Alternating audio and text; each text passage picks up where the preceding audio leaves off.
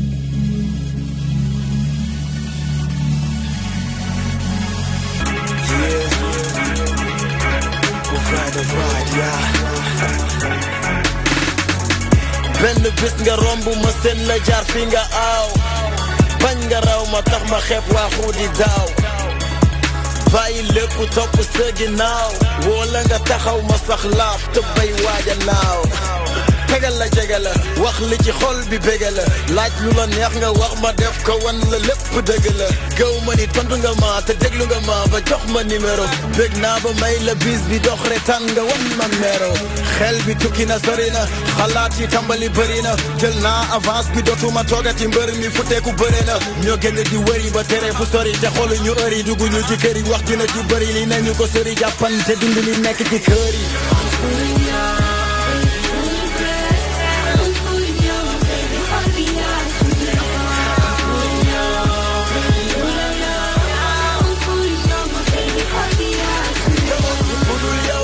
keneen ma baby yow laa loo yaa ma feeñu wan ma jox ma real love ay gént la ma di kéemaan ma yeewu lépp di kéemaan fu ma la wati lépp laay man nit ñi daanu rap man ci yow la daanu dunya sama love dafa dëgg si ñu la miine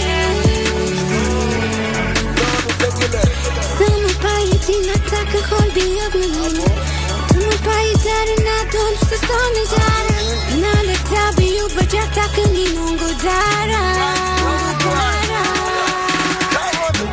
Looking at it, baby. Looking at it, love. Sama gal yi ñëpp xam nañ ni man maa la love. Ni naa la say naa la wax lu ne. Ni la bëgg lay def. Lii mooy love. I'm putting you, baby, xol bi yaa su ne. I'm putting you, baby, you la yow.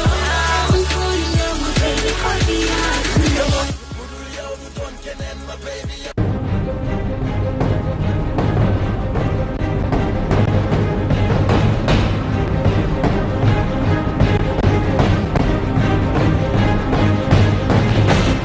ni ko TNT ba léegi xamagoo sax li lay raw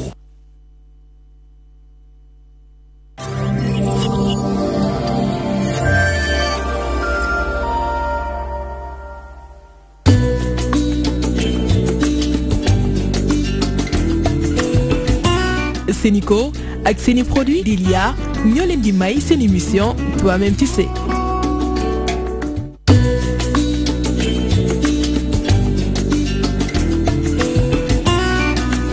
Sénico ak seeni produit Kadi ñoo leen di may seen émission Toi-même tu sais.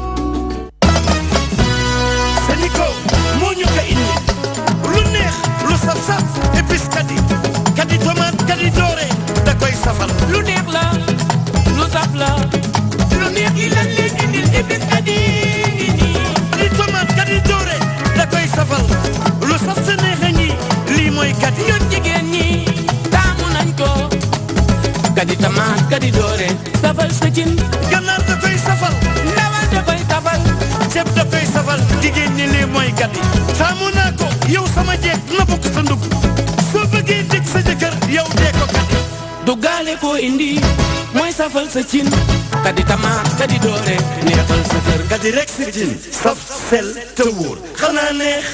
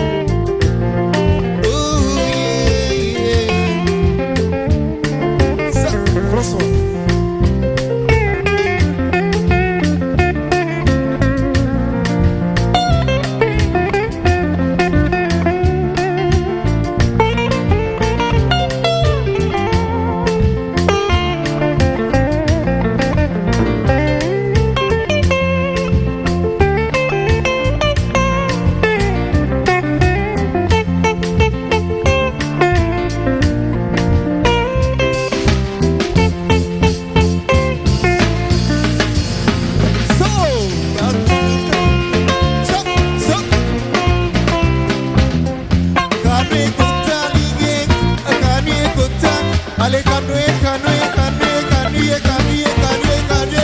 Allez, sautez-moi ça, sautez-moi ça, sautez-moi ça. On va sauter, sauter, sauter, sauter, sauter. D'accord, moi. Moulaoui, moulaoui. Non, moulaoui, moulaoui, moulaoui. Allez, canoué, canoué, canoué. Allez, canoué, canoué, canoué, canoué, canoué.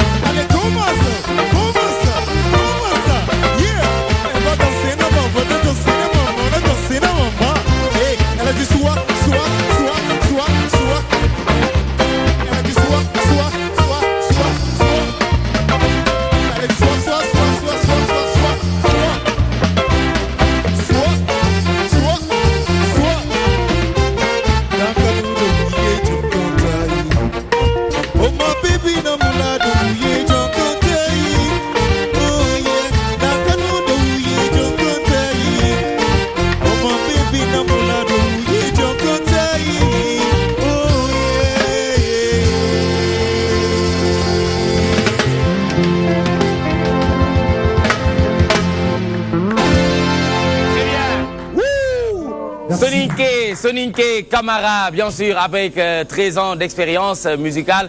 Il est important aujourd'hui, ñu ànd ak moom waxtaan ak moom ci lépp li nga xamante ne dina dem ci carrière bi, ci perspective yi, bien sûr. Et on se souvient, avec 3 albums disponibles sur le marché national et même international. En 2012, c'était Daraja. En 2013, un double disque, bien sûr, double album. 2013, beneen album bi tudd Wale, beneen bi tudd Superstar. Donc aujourd'hui, c'est notre star. Dans Toi-même tu sais, le rendez-vous qui se déroule du lundi au vendredi, 17h, 19h. Et j'imagine que c'est les meilleurs moments de votre journée. Bienvenue et merci encore de votre fidélité. Espérant que démb, vous avez passé une excellente fête de la Saint-Valentin. Gis ngeen li nga xamante ne jot nañ ko fi def. Donc ñuy remercier les musiciens, les artistes qui étaient de passage dans Toi-même tu sais. Et bien sûr, xam ngeen ne ñoo ngi jeudi comme mardi ak jeudi bu jot dañuy ànd ak suñu diététicienne préférée pour nous faire voyager à travers cette chronique bi nga xamante ne mooy bébé maman ce soir s'intéresse ci li nga xamante ne moom mooy comment répondre aux questions gênantes de son enfant. Donc loolu la ñuy war a waxtaanee ci kanam tuuti dinañu ànd ak Mame Diarra borom ci lañ bokk ci lañ ñëpp bokk comme ni mu koy tàmm di defee tous les jeudis mu war a waxtaanee quelle chance pour la viabilité du couple handicapé personne valide. ànd nañoo ak Mohamed Thiam pour nous donner toute l'actualité de l'internet. Quant à Aladji Sall Bigué Ndiaye, l'ami du président de la République du Sénégal, Chéri Neex Borom ak Linguère ngir jox ñu avis du jour bi nga xamante ne ku ci nekk da ciy gis boppam. di leen fàttali ce soir on est en présence du mouvement bi nga xamante ne mooy le mouvement Réaction qui organise des journées de dons de sang foofu ci fi ak matériel de santé le 16 et 17 février à l'hôpital des Parcelles Assainies. ndax def nañu ay jéego yu am solo lépp li nga xamante ne dafay jëm ci wàllum social ba jamono ji nii am nañu ay matériel yoo xamante ne gis nañu ne war nañ ko mën a weccoo ak le maire bu Parcelles Assainies mu di monsieur Moussa Sy. donc loolu dinañ ci waxtaan ak monsieur Adama Diop mi nga xamante ne mooy porte-parole bi mais aussi waxtaanee ci ak Aboubacar Diaw mi nga xamante ne moom c'est un patient Diaw Farama Diaw Xoor nga xamante ne li tax sax émission bi xaw a yéex a tardé commencé moom ci la bokk parce que boolu añam la indi woon boolu ceebam nekkoon salle d'attente di ci barkeelu donc Diaw Farama Diaw Xoor. Et bien sûr ñu ànd ak association She Dance Experience ñu am programme de danse 100% féminin donc mu nar a am loo xamante ne dinañ ko waxtaanee ak Idayat Saka ak co-fondatrice et Safietou Kébé moom tamit muy co-fondatrice. donc ñu ngi noonu gis ngeen léegi nii ki nga xamante ne moom mooy Idayat Saka gis ngeen mënin bi mu wone léegi nii sur scène avec bien sûr Soninké Camara nga xamante ne c'est un Sénégalo-Gambien vivant foofu nga xamante ne moom mooy à Paris muy capitale de la France. donc ñuy fàttali 3 albums yi nga xamantene jot nako réaliser mais def na ay featuring aussi ak ki nga xamantene moy Fafadi Fata El Presidente ak Demba Tandian bobu nak mom moo tax sax mu def scène yu mag lu ci melni Grand Théâtre de Dakar 1800 places et puis mu def tamit Bercy donc ce soir mu ànd ak Moham ci clavier bi ànd ak François ci guitare solo ànd ak Cheikh ci guitare basse mais ànd ak Papi aussi ci batterie bi donc ñuy remercier le chef caméraman mu di Mohamed Tall kooku mooy Cullux Fatima am na loo yëg parce que toogoon nga ci à côté ah déggoon morceau musique bi ah nga xamante ne dafa mel ni dafa am mélange zouk ak nombolo mu def benn cocktail mais cocktail boobu noonu yow nu mu def ci yow. rythme bi moom neex na. que ça donne envie de danser. waaw même boo mënee fecc comme ñun genre son bii nii bu ñu ko déggee dañ naan lii son wu ñàkk la noonu lañ ko da lay rappeler Gabon wala ay Côte d'Ivoire ak yooyu noonu. ñoom Koffi Olomidé. waaw voilà ñoom la lay rappeler. même si bu fekkee ne sax mënoo ko fecc mais tu danses daal loxo yi daal dina dem tànk yi dem. en tout cas daal rythme bi ñun ñi xam mbalax gis nañ ci suñu bopp. gis ngeen ci seen bopp. très bien Diawfara yow gis nga ci sa bopp ci li nga xamante ne moom la Soninké def léegi nii. waaw bien sûr gis na sama bopp. d'accord bon. bien vrai que musique moom du sama affaire à 100% mais bon. nga dëgg de yow de ceeb ak ay mburu yooyu mooy sa affaire dëggantaan à 100%. waaw loolu moom dëgg la lu leer la quoi maa géyin yëpp mais bon musique la boo xam ne déglu naa ko tuuti te rythme bi mu ngi ci quoi. te dafa am concordance bon. musique bi daal mu ngi joxe laa mën a wax. mu ngi joxe am na rythme quoi. très bien c'est important Soninké Camara de son vrai nom Ibrahima Camara Mohamed am na loo ci bëgg dolli ci sonorité musicale bi nga xamante ne du loolu la ñuy retrouver tous les jours dans Toi-même tu sais. Variété bi surtout xam nga si biir way bi on l'entend souvent changer de registre hein. Tantôt il est zouk, des fois il est rumba, tantôt il est nombolo. Il est nombolo. Donc muy changer registre tout le temps gardant identité bi nga xam mooy identité wu son bi ci au niveau du clavier ak au niveau de la batterie donc mu nekk quand même benn mélange bu important et puis rythme bi ça c'est purement africain donc dafay wane ni ñun comme li ngay faral di wax rythme dafa fees dellu suñu yaram tey on a encore eu la confirmation en tout cas félicitations c'est une belle chanson. merci beaucoup merci Mohamed. ci Mohamed ay waay Mohamed xoolal kii nii wala nga xool ko fii mu wax ak yow Mohamed da nga war a gëstu bi ba Sénégalais xam ne nii très bien bienvenue Soninké Camara bienvenue au Sénégal chez vous hein, parce que vous êtes de nationalité sénégalo-gambien donc ce soir vous êtes l'invité de Toi-même tu sais c'est un rendez-vous qui se déroule du lundi au vendredi 17-19h c'est quoi ce morceau que vous venez de jouer? Quel est le thème de ce morceau? Ça s'appelle Ndankhanou de Ouye, c'est une chanson qui parle d'amour et c'est en langue sarakole ou soninké. Ndankhanou de Ouye, ça veut dire je t'aime à mourir. Je t'aime à mourir. Aladji Sall, est-ce que vous pouvez répéter le mot? Ça s'appelle comment tu dis? Ndankhanou de Ouye. Aladji. Yo, Ndankhanou de Ouye, oui. C'est lourd, hein? Oui, c'est lourd. C'est lourd. Le soninké, la langue soninké est comme l'arabe. Il y a les kha, les corps et tout ça là, donc c'est un peu lourd. Ndankhanou de Ouye, je t'aime à mourir. Je parle tout simplement de l'amour, ce qui veut dire tout le monde préférerait que je choisisse quelqu'un d'autre et moi je l'ai choisi à elle. Ils comprennent pas que l'amour est aveugle. Donc c'est tout ce que je véhicule comme message. Au fait, l'amour, c'est pas le choix de famille, c'est pas un choix d'identité, de couleur. C'est juste un phénomène qui tombe sur nous et on peut être sénégalais, tomber amoureux d'une indienne très lointaine, de culture différente, de langue différente. Très bien, 3 albums, plus de 60 singles disponibles sur le marché national et même international. Donc dites-nous aujourd'hui, comment on peut définir votre musique? Je dirais plutôt que je fais tout. J'ai pas de définition pratique pour ma musique. Je fais tout ce qui me tombe sous la main, mais je fais plutôt afro-pop, afro-beat, tradi moderne. Ce qui veut dire qu'il y a toujours de la tradition dans tout ce que je fais. Même si... vers les instruments ou exactement, bien... ça peut être l'instrument ou la langue. Parce que les langues aussi, c'est la tradition. Tout à fait. Donc je peux prendre... le multiculturalisme qu'on voit dans ma chanson, c'est parce que j'ai un peu voyagé. Je connais au moins 60 pays dans le monde entier et j'ai fait au moins 36 pays en Afrique. Si je dis j'ai fait, c'est pas des transits. J'ai fait au moins 2 semaines ou 1 mois ou 1 an dans ces pays. Donc ça fait que j'ai un accent. Grâce à maman, hein? Grâce à ma maman qui voyageait un peu beaucoup, grâce à son travail aussi. Donc j'ai fait un peu le tour de l'Afrique et le tour du monde maintenant que je suis basé un peu en Europe. J'ai fait les États-Unis un peu quelques pays asiatiques aussi. Donc ça fait que j'ai tout un mélange de culture. Vous êtes basé à Paris. À Paris. Je vis à Paris. D'accord. En 2012, vous avez sorti un album, Daraja, composé de 13 titres. Oui. Daraja au Sénégal, ça se dit, hein? Oui, bien sûr. Comme je te l'ai dit, je suis sénégalo-gambien. D'accord. Je viens d'un village qui s'appelle Sabi. Et Sabi, tout le monde le sait, c'est à la frontière entre le Sénégal et la Gambie. Nous, nos champs sont au Sénégal, nos maisons sont en Gambie. Donc c'est à nous de décider on est de quel pays. Donc je suis sénégalo-gambien, moi. Je vis à Paris. Et Daraja, c'est ce que ça veut dire la même chose. C'est-à-dire les langues et les cultures qui sont ensemble, on se prête des termes. Daraja, ça veut dire ce que ça veut dire en Wolof, ça veut dire la même chose en soninké. Daraja. Daraja mooy dayo daal. Mooy dayo. waaw mooy dayo quoi maanaam kilifteef. Exactement. Très bien. Oui, donc Daraja, je l'ai dit parce que j'étais un ancien rappeur converti en chanteur soninké. Donc je suis venu, je m'attendais pas à ce, comment le dit-on, ce welcoming, comme on le dit en anglais.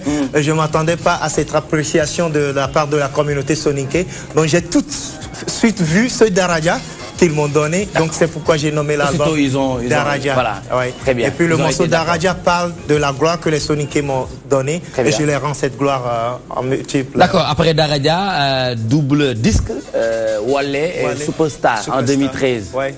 Parce que je voyais la nécessité de la base, la racine qui était un peu hip-hop.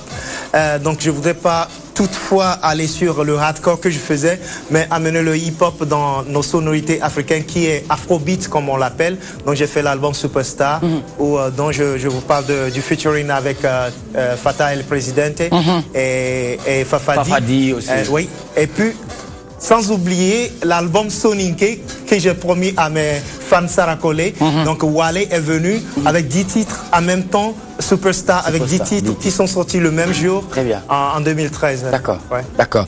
Très bien. Maintenant, nous allons regarder un petit extrait de cette vidéo d'Araja. Hein, on va regarder et retour sur ce plateau. Toi-même, tu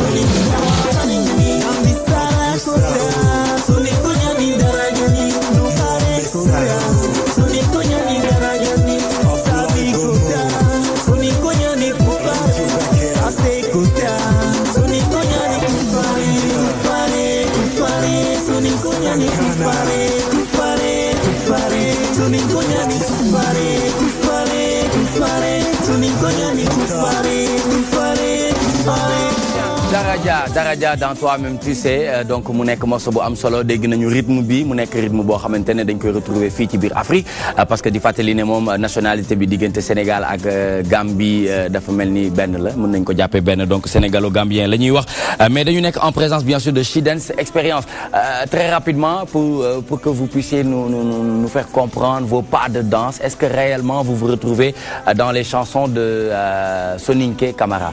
Prenez le micro s'il vous plaît. Bonsoir à tous. Je me présente, Maître Hidayat Saka.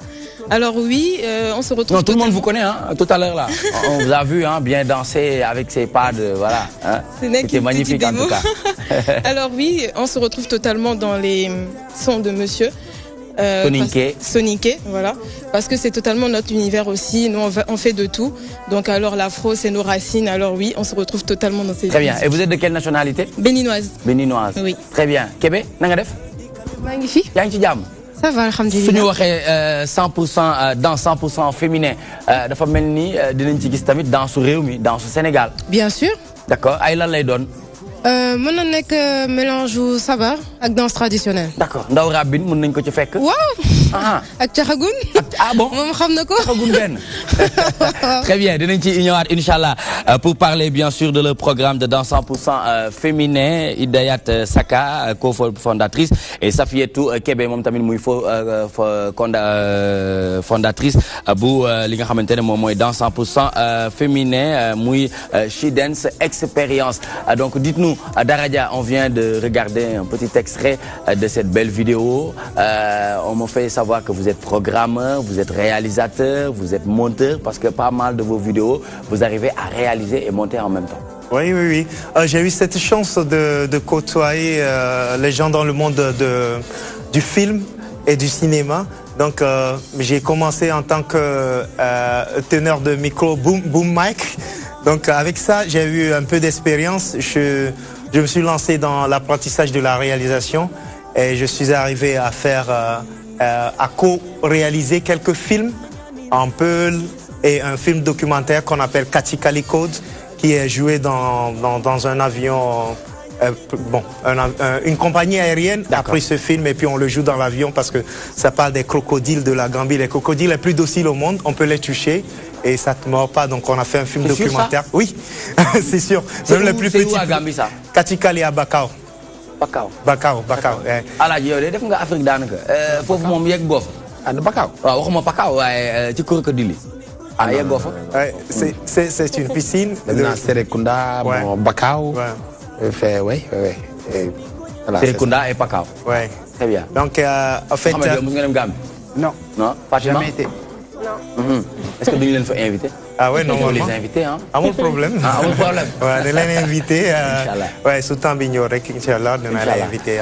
Très bien. Et comment vous trouvez le Sénégal? Après combien d'années d'absence? Après 4 ans d'absence, super bien, le développement ça va. En fait, il y a beaucoup de poussière due à la construction des routes. Donc on dit bravo à l'État sénégalais parce que quand toutes ces routes seront finies, je pense que le développement prend une allure très grande. Et puis, ouais, comme je te le dis, j'ai fait beaucoup de pays en Afrique et je vois tout commence comme ça et tout débute comme ça. Donc le Sénégal est vraiment en grande vitesse. On dit bravo au gouvernement et bravo à tous les bailleurs qui contribuent à ces développements. Alhamdulillah. Hein? Contrairement à ce que disent l'opposition de temps en temps. Hein? Ah non, en fait, il faut une opposition. C'est de bonne guerre? Oui, c'est sûr.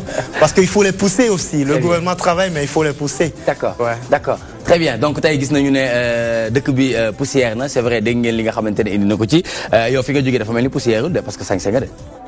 Mais yaay sama grand. Hein? Non, Alaaji mooy suñu wasil xam moom mooy suñu sang bu mag bi. Ah nga topp ci rek. Donc defe naa dañuy roy ci moom rek ah. Waaw c'est bon de. xam moom léeg-léeg ngéwal dem Paris toog. dem Suisse kay. toog ci boppu tour Eiffel bi nag.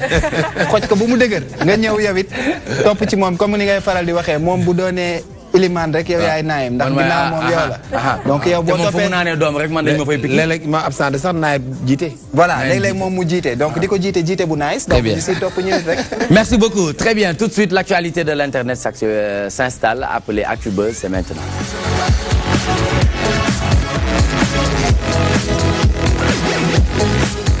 Nous démarrons cette première actualité de l'Internet pour parler du procès Khalifa Ababacar Sall. L'État réclame 6 milliards 83 millions d'après Seneweb. Pour mu nekk luy compenser préjudice noonu lañ ko tuddee préjudice matériel et moral boo xam ni nguur gi dal na ci kawam donc loolu nekk énième rebondissement dans l'affaire du procès Khalifa Sall le maire de Dakar donc 6 milliards 83 millions loolu la nguur gi di laajte comme ndàmpaay di ko teg ci ndoddu Khalifa Sall agent judiciaire de l'État moom moo joxe kàddu yooyu muy Antoine Diome on peut même lire dans les colonnes de Seneweb comment peut-on être dans le cadre de fonds politiques et les justifier par la production de fausses factures de riz et de mil.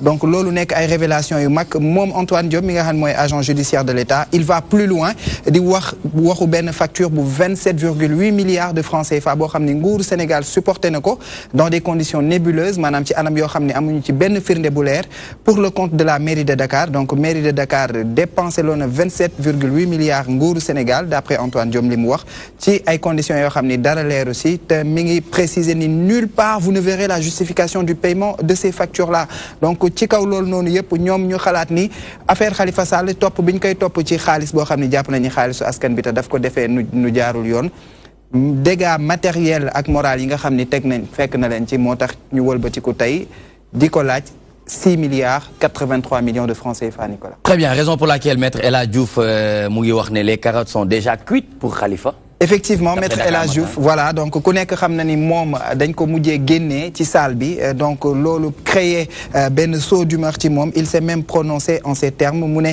l'intention du juge est de condamner Khalifa Babacar Sall. Donc loolu mooy conviction bi nga xam ni moom la am, parce que moom wax na ni li tax ñu génnee ko ci salle bi c'est tout simplement parce que bëgguñu yoon fës.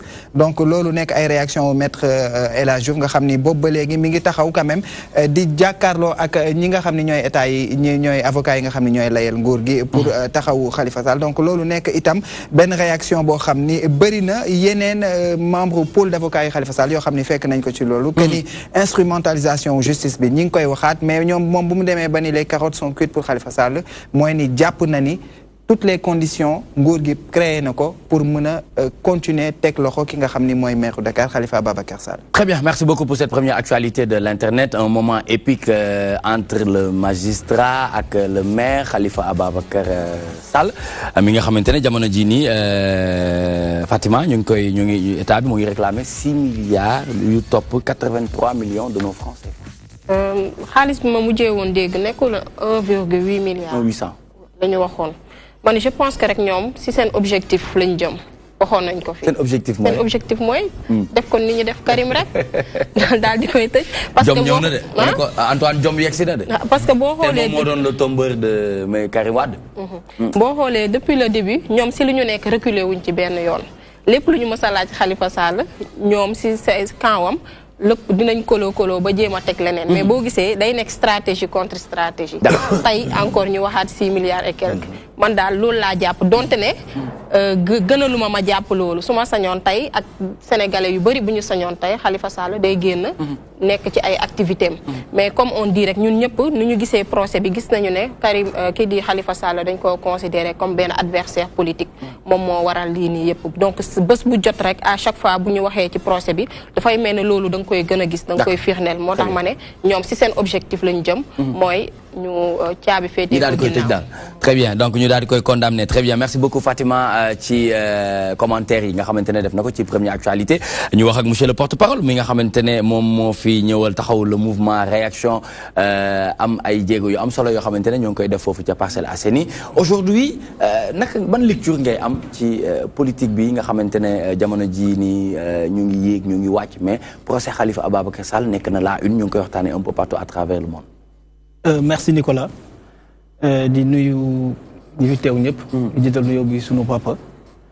di am mbégte kontaan dañoo teew fii ci émission bi bu baax a baax. li nga wax ci procès Khalifa Sall moom jàpp naa ne Sénégal yi ñëpp ñoo ko waxandoo ni ko soxna si bu baax si waxee noonu la demee ñëpp xam nañ ne procès bi lii procès politique la donc adversaire la bu ñu bëgg a éliminer et ils vont mettre tous les moyens pour l'éliminer. mais Khalifa amul parti naka la mën a nekk adversaire bu ñu bëgg a éliminer ci wàllum politique bi. xam nga ils l'ont fait avec Karim comme ni ko soxna si waxee donc Khalifa était moo nekkoon moom moo ci desoon parce que Sénégal comme j'ai l'habitude de le dire Sénégal mënuñu folli la ñu mën te bu ñuy folli ki sës rek kooku la ñu indi te ñëpp jàpp nañu Khalifa moo sësoon ci waaj donc tous les moyens sont bons pour mu jéem ko éliminer. nit ñi bu ñu amatul. mais attention il y a Idrissa Seck derrière. non Idrissa moom xam naa ne mi ngi derrière te mi ngi def jéego yu am solo. di ñëw waaye dañ ko considérer que ni kooku c'est un mort politique. parce que Abdoulaye Wade moo waxoon ne donc les erreurs politiques ne se pardonnent pas et ça se paye cash. et ça se paye cash. donc moom il a payé vraiment des erreurs yoo xamante ni ba Sénégalais dañu ko wóoluwul daal. la majeure partie des Sénégalais ñoom. Ils visaient plus Khalifa que Idi. D'accord. Donc, ils mettent tous les moyens pour éliminer Khalifa. Très bien. Vous suivez l'actualité en ce moment avec le procès Khalifa Sall? Un peu. Oui, vous en dites quoi? Moi, je pense aussi que c'est un peu politique, mais parce que quand on parle de documentation, c'est ce qui manque à l'Afrique pendant des années qu'il a été maire. Il y a des choses qu'on réclame qu'on ne peut vraiment pas justifier. Donc, moi, je pense que tout ça, là, c'est un peu de la salade dans la justice, parce que, comme le grand vient de le dire, je pense aussi qu'il y a de l'acharnement. Contre quelqu'un qui est un opposant potentiel, parce qu'il peut être un homme public, il est un homme public très connu, il est maire de Dakar, oui, donc ce qui veut dire il a la popularité, il peut être président, mais c'est la politique, et puis nous on n'est pas trop calés dans le domaine, mais je dirais plutôt que bon, ça se passe partout en Afrique comme ça, et dans le monde aussi. DSK a eu les mêmes problèmes en France. Oui, quand on sait que tu es prêt, tu peux être le prochain adversaire potentiel. on sort tes dossiers et tout le monde en a. Ces dossiers, tout le monde en a. Donc, une fois que tu es dans la politique, on peut sortir le tien quand le moment est venu. Parce que la politique, c'est comme ça. Il faut mettre du bâton dans les roues de l'adversaire pour vraiment être sur place, quoi. En fait, c'est ça. Très bien. D'accord. Alaaji Sall dégg nga li nga xamante ne moom la ñuy waxtaanee mu nekk ci première actualité bi ñu ngi wax ci Khalifa Sall ñu ngi wax ne état bi mu ngi koy teg fu mu toll nii lu toll ak 6 milliards 83 millions de nos francs CFA ba tax na maître El Hadj Diouf mu ngi naan les carottes sont déjà cuites pour Khalifa. waaw xam nga nag bari na li ñu ko teg bari na la wax dëgg yàlla parce que 6 milliards moom mais nag aussi man ba tey du ma jàpp ni li mu nekk adversaire politique moo tax maire de Dakar la mu am loo xam ni. daf ko laaj ñi ni ay fonds politique ñi ni lii caisse d'avance ñi ni lii donc l'affaire dafa nekk justice donc ñun ñi nga xam ne ay sénégalais simple lañ du ñu ay avocat du ñu ay juge mënuñu comprendre dossier bi li nekk ci biir te et puis dañu war respecter nag suñu justice tout à fait dañuy respecter suñu parce que aussi tamit man Nicolas des fois pourquoi les politiciens ku ci def benn erreur buñ la attaqué rek nga ne affaire politique bu fekkee réew mi aussi noonu la nar a doxee tey ku mu neex nga def lu la neex mun nga nekk maire de benn commune. toj kees gi bu ñu waxee ngeen voilà de politique. xam nga yooyu aussi dafa doy waar daal mais li ci xaw a ñaaw tuuti wala li ci lëndëm tuuti ci bëtu bopp sénégalais yi mooy dañuy gis ne bu nekkee da ngeen ànd rek tout va bien lu ci munti xew rek dinañ la ko mën a dëggal tànk. mais bu nekkee ànduñu rek. c'est ça le problème foofu nag loolu nag lan war a faj xam nga li ñu bayal li nga xam ne yow bu ñu àndee rek man ak yow. comme ñoo ànd rek yaa yore nguur rek lu ma def nga taloon nga accepté ko loolu raam noonu moo ñëw ba dugg fii parce que bis day ñëw bu olof nee na bisee ngi ñëw rek lu mel ni yee tax tey bokk la ñoom parti bien vrai que Khalifa mi ngi PS mi ngi woon benn bokk yaakaar mais bi ñu gisee ni mu dakkalee rek donc ñu commencé di dal ci koom donc loolu moo tax ñu ne affaire politique la mais bu fekkoon tey Khalifa ci benn yokk bokk yaakaar la nekk amaana wala mu d'accordoon tey ji dem APR amaana du am problème yi mais d'abord loolu moo dul yoon parce que ma nekkee ci nguur nga nekk ak man rek même boo def nga def lu la neex ma protéger la là c'est pas normal mais aussi tamit bu nu fàtte ni suñu justice daal nañ ko respecter rek man li mu bëgg mooy nañ ko juger buñ ko dee tëj ñu tëj ko buñ ko dee tijji ñu tijji ko buñ ko dee nu amnistie létti ko mu dem continuer parce que c'est le maire de la ville de Dakar maire capitale la affaire am war na mun a gaaw procès bi jeex nit ñi nekk ci jàmm parce que Sénégal wax ci actuellement dafa bëri ba doo xam sax yow kan moo tooñ moo tax doo ci mën sori moo tax Mohamed barki démb mu ngi koy def rappel ci confusion bi sénégalais di def de temps en temps entre la caisse d'avance ak li nga xamante ne moom mooy fonds politique bi gis nañu ne nag Afrique mu ngi soxaliku c'est-à-dire mu ngi gën a ubbeeku ci wàllum démocratie parce que gis nañu ba démb rek pression bi nga xamante ne ANC mu ngi ko doon teg ki nga xamante ne moom mooy njiitu réew mi muy Jacob Zuma gis nañu ne mujj na cédé ba mujj démissionné mais loolu c'est en Afrique en général mais aujourd'hui pourquoi par exemple mettre 6 milliards et poussière sur le dos de Khalifa Sall ba pare El Hadj Diouf war a mën a yëkkati kàddu yu mel nii mooy li sénégalais yu bëri doon jot naan dañ koy condamner donc tey mën nañ jàpp ne les carottes sont déjà cuites pour Khalifa mooy condamnation bi leer na. Tout à fait déjà la semaine dernière Khalifa Sall déposé na ay 12 propriétés titres de propriété ay kër yu toll ci valeur 2 milliards pour cautionner ko par rapport à une demande de liberté provisoire boo xam ne ay avocats am introduiroon nañ ko ci président Malick Lamotte mi nga xam ne mooy juge bi yor dossier bi fi mu toll nii. tey jii réaction wu ñu bëri. aussi bien ci société civile bi que ñi nga xam ne ñoo far ci wetam ñi ngi wax ni effectivement dañuy instrumentaliser justice bi pour mën a téye Khalifa Sall parce que c'est un adversaire politique parce que bu ñuy suivre rebondissement au procès bi boobu ba léegi dañuy gis ni tout le temps ñi ngi ut leneen lu ñu teg ci kawam tey jii bu ñu nee 6 milliards 83 millions ki nga xam ne mooy agent judiciaire de l'État dafa préciser ni 1 milliard 83 millions yi mooy pour dommage matériel préjudice matériel bi nga xam ni nguur gi fekk na ko ci maanaam topp bi ñuy topp Khalifa Sall rek daf leen a coûté cher ñoom nguur gi ci ay dépenses ci càmbar beeg yéeg beeg wàcc beeg ba pare tegaat ko 5 milliards yoo xam ne nee nañ préjudice moral nee nañ préjudice moral donc loolu nekk ci instant boo xam ni ki nga xam ne yaa ngi ko téye boobu ba léegi non dafa bari franchement c'est ça beaucoup c'est trop quoi bëri na ay réaction wu internautes sax yuy wax ni non bii moom mooy guddo bi nga xam ni mooy déborder le vase parce que ñi ngi naan koo xam ni mi ngi daw ginnaaw liberté provisoire tout simplement boobu ba léegi te lu nekk mi ngi koy déposer saa su dugalee dossier ñu rejeté ko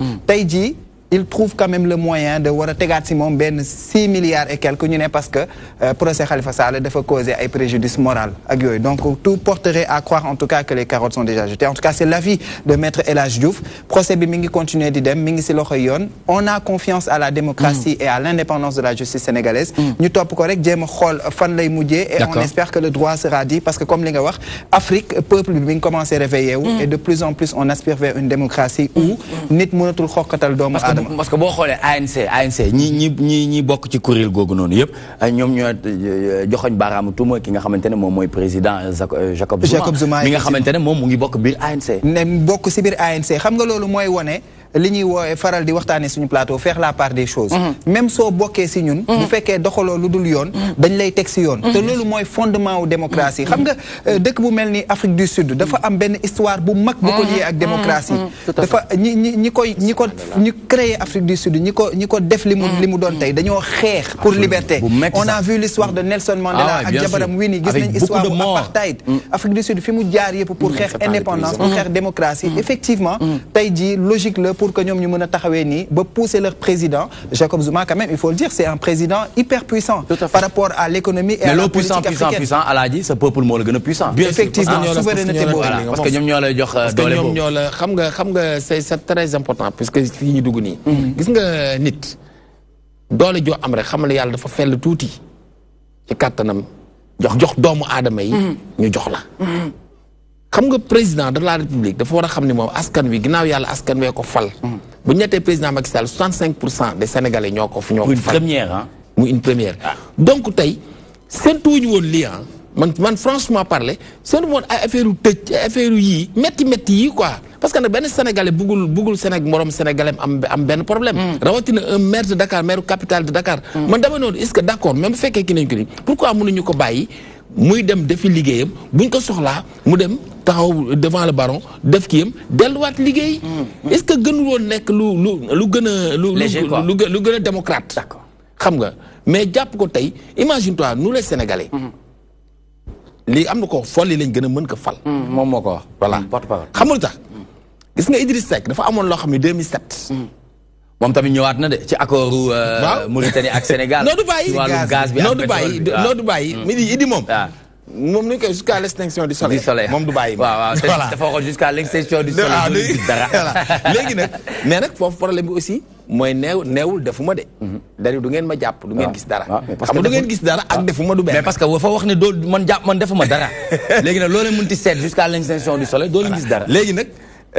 Idi bi mu amee loolu 2007 exploité wu ko parce que dugg bi mu doon génn Ablaye Wade di ko nax muy dugg di génn nit ñi dem bu wóolootuñ ko ñemeetuñ ko devant Karim Wade am ko fi nit ñi yërëm ko donc te dañ ñaan Karim Wade c'est le ministre du terre di de la ciel et de la mer nangam mais après fàtte nañu li mu def Sénégalais moo mel noonu Sénégalais dafa gaaw a yërëm yow tey boo gën na ci mbedd mi boo gisee ñaar ñuy xeer ku am doole ko amul doole da ngay far doo laaj ko tooñ da ngay daal di far rek ci ki amul doole Sénégalais moo am esprit boobu du xool yoon loolu nag moo dal fi nekk nii Khalifa très bien donc nag man damay ñaan quoi solennellement damay ñaan président de la République dis affaire Khalifa nañ ko defar mu gaaw mu dem liggéey bu ko defee coow li ci réew mi dal parce que dañu soxla dal ñun ñoo soxla réew mi dal année sociale la wax kañ année sociale mais sociale boobu nag na commencé ci très bien merci beaucoup Alaaji Sall Bigué Ndiaye mais bu ñu fàttee il faut ñu féliciter bu baax encourager Sadio Mané parce que bind na beneen page ci li nga xamante ne moo nekk ci wàllum sport parce que tey musul am sénégalais bu mus a def triplé ci lu tolloog Champions League donc démb ñu gis ko ak face ak Porto mu def ci lu am solo ma bàyyi la nga def ci benn commentaire très rapidement ci Sadio Mané. waaw xanaa di ko féliciter parce que démb seetaan nañ match bi gis nañ mu dugal 3 buts te mu nekk loo xam ne Ligue des Champions déjà dafa nekk loo xam ne day porte turu dëkk te on en a besoin on en a vraiment besoin Coupe du Monde 2002 moo mayoon tour Sénégal mais Sadio Mané mu ngi bindaat beneen page histoire. parce que c'est le premier lion hein. moom mooy premier lion bu def triplé ci compétition bu prestigieuse boobu. waaw te gëm naa ne du fa yam. du fa yam ayca du fa yam. Il est même rentré dans l'histoire hein. ndax moo ko njëkkee comme li nga wax moom mooy premier footballeur sénégalais bu def triplé si te Champions League il faut le dire Nicolas mooy compétition football bi gën a prestigieuse. waaw moom laay wax nii waaw. donc mu nekk quand même. mooy nekk premier sénégalais bu ko jël incha allah loolu la ñuy ñaan. bu jël la Ligue des champions. ayca nañu gagné sax coupe du monde ñun loolu lañu bëgg loolu rek lañu bëgg moom fu mu amee fierté rek ñun kontaan nañ fu mu amee ndam rek ñun bëgg nañ Fatima seetaanoo match bi. non seetaanuma match bi. mais dégg nga ñu ciy wax. waaw dégg naa ngeen ciy wax et que xam naa ne daal dëkk bu nekk rek am na messeem. ñun nangu nañu ne kii di Sadio Mané mooy suñu Messi. alhamdulilah di leen ñaanal rek ñoom. damay gis ne bu ñu nekkee à l'extérieur dañuy jouer dañuy def vraiment ay performances. mais aussi bëgg nañ bu ñu regrouper loolu aussi ñu koy wane. surtout bu ñu nekkee tamit Fatima te kaay ma wax la nag de gis nga réalité yi du benn de. terrain bi bal bi ak adversaire yi nga am. du benn de mais war nañ koo mën a dindi compétence plus compétence kay égal compétence. très bien fii booy jouer ak africain yi dañ naan kii mooy Fatima du jàll xoolal. lépp la ñuy bloqué baadu naa jaare bi sax dem yomal xiyaam mais waaw du jàll donc bokkul ak fële bitim réew en tout cas ñu ngi koy féliciter bu baax le lion mu di Sadio Mané ci li nga xamante ne def na ko muy triplé démb devant FC Porto donc bindaat na beneen page ci li nga xamante ne moom mooy football africain rawati ci dolli bu Sénégal li ñuy def nag mooy waxtaanee tuuti ak waa association bi nga xamante ne mooy réaction mi di organiser journée don de sang foofu ca Parcelles Assainies am ay matériel tamit yoo leen bëgg joxaale foofu ci hôpital bi ma bëggoon nga wax ma mouvement bi kañ la juddu ak bi mu juddoo ak tey liggéey yi mu jot a def ba yegg si fii tey. ok merci Nicolas mouvement bi donc mu ngi juddu en 2013 donc 2013 la juddu donc aussitôt 2014 élection municipale am mouvement bi ne day participer ci élection yi parce que c'est un mouvement citoyen boo xamante ni mu ngi déparé rek par un simple constat. Sunu leader Go Faye ma koy nuyu au passage. yéen foo leen far yéen opposant non ñun nekkuñu yaa ngi ci pouvoir bi. waaw ñun dañoo nekk ay centristes nekkuñ ci opposition bi mooy l'opposition nihiliste mooy opposition bi nga xamante ni qui dit non à tout. d'accord nekkuñ aussi tamit parti au pouvoir. ñun dañoo nekk benn mouvement citoyen. boo xamante ni yàggee di ngeen wéeru fenn de. waaw est-ce que boo leen nekkee ci digg bi di ngeen am taxawaay. waaw xam nga loolu sax moom moo ñu may tey ji li ñu am. mooy tey ji bu nguur gi defee lu baax dañ koy applaudir ak ñaari loxo. d'accord. opposition bu ñu defee kaas loo xamante ni lu jaadu la ñu ne li opposition wax dëgg la. d'accord au moins nguur gi di xam ne am na ñoo xamante ni ñu ngi ci digg bi. ñoom bu ñu defee lu baax ñu applaudir ko mais bu ñëwee nekkee ci dëgg ñoo xam ne ñi ñoo nekk ci dëgg. donc suñu leader ci loolu la ñu woo. mu déparé donc en 2013. par un simple constat. mooy ñun lan la ñuy defal suñu gox. c'est Adama Diop Adama Diop porte-parole. donc le leader Go Faye ce qu'il faisait Nicolas mu doon ku xarañ. day ñëw fekk leen ko toog ñun nous sommes ay maîtrisards la ñu. vous êtes combien? Donc, mouvement actuellement, donc c'est des milliers et des milliers de personnes. Ah bon? Ah oui. D'accord. Il y a un Parcelles Assainies? Waaw, il y a un Parcelles Assainies parce que l'élection législative passée, on était tête de liste donc dans une coalition Benen Babou Best dans le département de Dakar. Donc, il y a un parcelle dugg biir Dakar. Et donc, on y envisagé parce que am na ñoo xamante ni tey jii ñi ngi gis liggéey bi di ñu woo. ba Diourbel, Casamance, Fouta. am na quelqu'un nga xam ne dafa bëgg ñu installer ko mouvement bi foofu parce que gis na ni ñu doxee au niveau des Parcelles Assainies. Mais dañuy gis ne activités yi ngeen di mën a yëpp c'est Parcelles Assainies la yem. waaw parce que foofu mooy siège bi. foofu mooy siège bi te foofu la ñu commencé. te wolof nee na bay sa parcelle rek méttiwul. parcelle rek méttiwul de. mais comme que mënuñu gëñoo saafara parcelle. xam nga mënoo goo saafara sa gox. ñuy jàmbat nga jéggi leen fa dem di wut def leen di naan kii daan naa fex parce que parcelle dafa am ay problème yu mag a mag Nicolas. parcelle fi mu toll nii waroon na ko wees. commencé ci unité 1 ba 26. waaw parcelle dañ la unité 1 ba 26 mais c'est unité 7 ba 26. parce que 1 ba 6 mu ngi bokk ci kii bu Guédiawaye. d'accord Golf Sud la bokk. donc parcelle mi ngi nekk commencé unité 7 ba unité 26. bokk dem ci xeex bi. mooy dañu bëgg ñu delloowaat ñu suñu Parcelles Assainies parce que c'était pour des raisons politiques moo taxoon ñu xaajoon ko. avec le maire Mamadou Diop. donc amoon benn ku mu doon xeexal foofu tax mu xaajoon parcelle parce que ñi côté bii dafa amoon doole. et des raisons politiques Sénégal politique moo ko yàq Nicolas faut qu'on le dise. pour des raisons politiques dañuy jël nit. maintenant léegi ci yenn base ngeen bëgg liggéey ba ñu delloo leen seen Parcelles Assainies boobu li nga xamante ne jot ngeen ko perte. donc là bëgg nañ ci biir 2018 bi def ay pétitions. on va commencer par des pétitions. parce que ñëpp ñu ngi koy jàmbat nañu bëgg nañ. parce que unité 1 ba unité 6 gisuñ seen bopp ci parcelle gisuñ seen bopp ci golf. parce que ils sont restés en rade. léegi ñoom loolu dafa leen metti ñu approché Go Faye suñu leader ne ko dañoo bëgg yow li ngay def Parcelles Assainies te ñu gis ko loolu te ñu bëgg bokk parcelle te gisuñ suñu bopp parcelle boole wu ñuy parcelle parce que kii bi gisuñ suñu bopp aussi tam golf te dañoo bëgg dugaat parcelle donc ñu bëgg commencer def pétition. yaa ngi dégg. wut ay signature yu bari donc parcelle waaye ànd ak ñun ñu tàmbali xeex bi boobu nag parti au pouvoir opposition ñëpp lañ bëgg képp kuy parcelle waa nga ñëw bokk ak ñun ci xeex boobu nga xamante ni ñu ngi koy fas yéene woote. très bien mais xeex boobu noonu yéen xam nga kuy dem xeex. mooy am na koy attaqué ji. ci ni ñu déggee xeex rek. tey jii lan mooy li ngeen di joxañ baaraam ne lii wala ñii ñoo jaarul yoon ci seen gox yéen ci parcelle bi ngeen def base. donc parcelle xam nga ki ñu njëkk a joxañ baaraam tuuma. parce que parcelle commune la. te dañ ko dénk nit. muy sunu maire Moussa Sy. donc mu nekk fa am na fa bi mooy deuxième mandat donc mu ngi def waaye gis nañ ne am na ay manque yu bari. lu ci mel ni parcelle tey jii nii xool suñu stade bi bi li ñu commencé ñun ay jeunes lañu Parcelles Assainies bu ñu football suñu final bi passé ñu ko footballee Guédiawaye suñu match yëpp Guédiawaye lañ koy footballee du yoon Amadou Bari du yoon Parcelles Assainies. pendant ce temps monsieur le maire lu mu def moom yéen jéego la ci def. monsieur le maire donc moom boo ko approché daf naan la lii ay raison politique la parce que état bi ñoom ñoo ci teg seen loxo ñoo bëggul stade bi yegg c'est ça qu'il nous a dit clairement te wax na ko benn plateau télévisé. nee na stade bi état bi ñoo ci dugal seen loxo bañ mu yegg.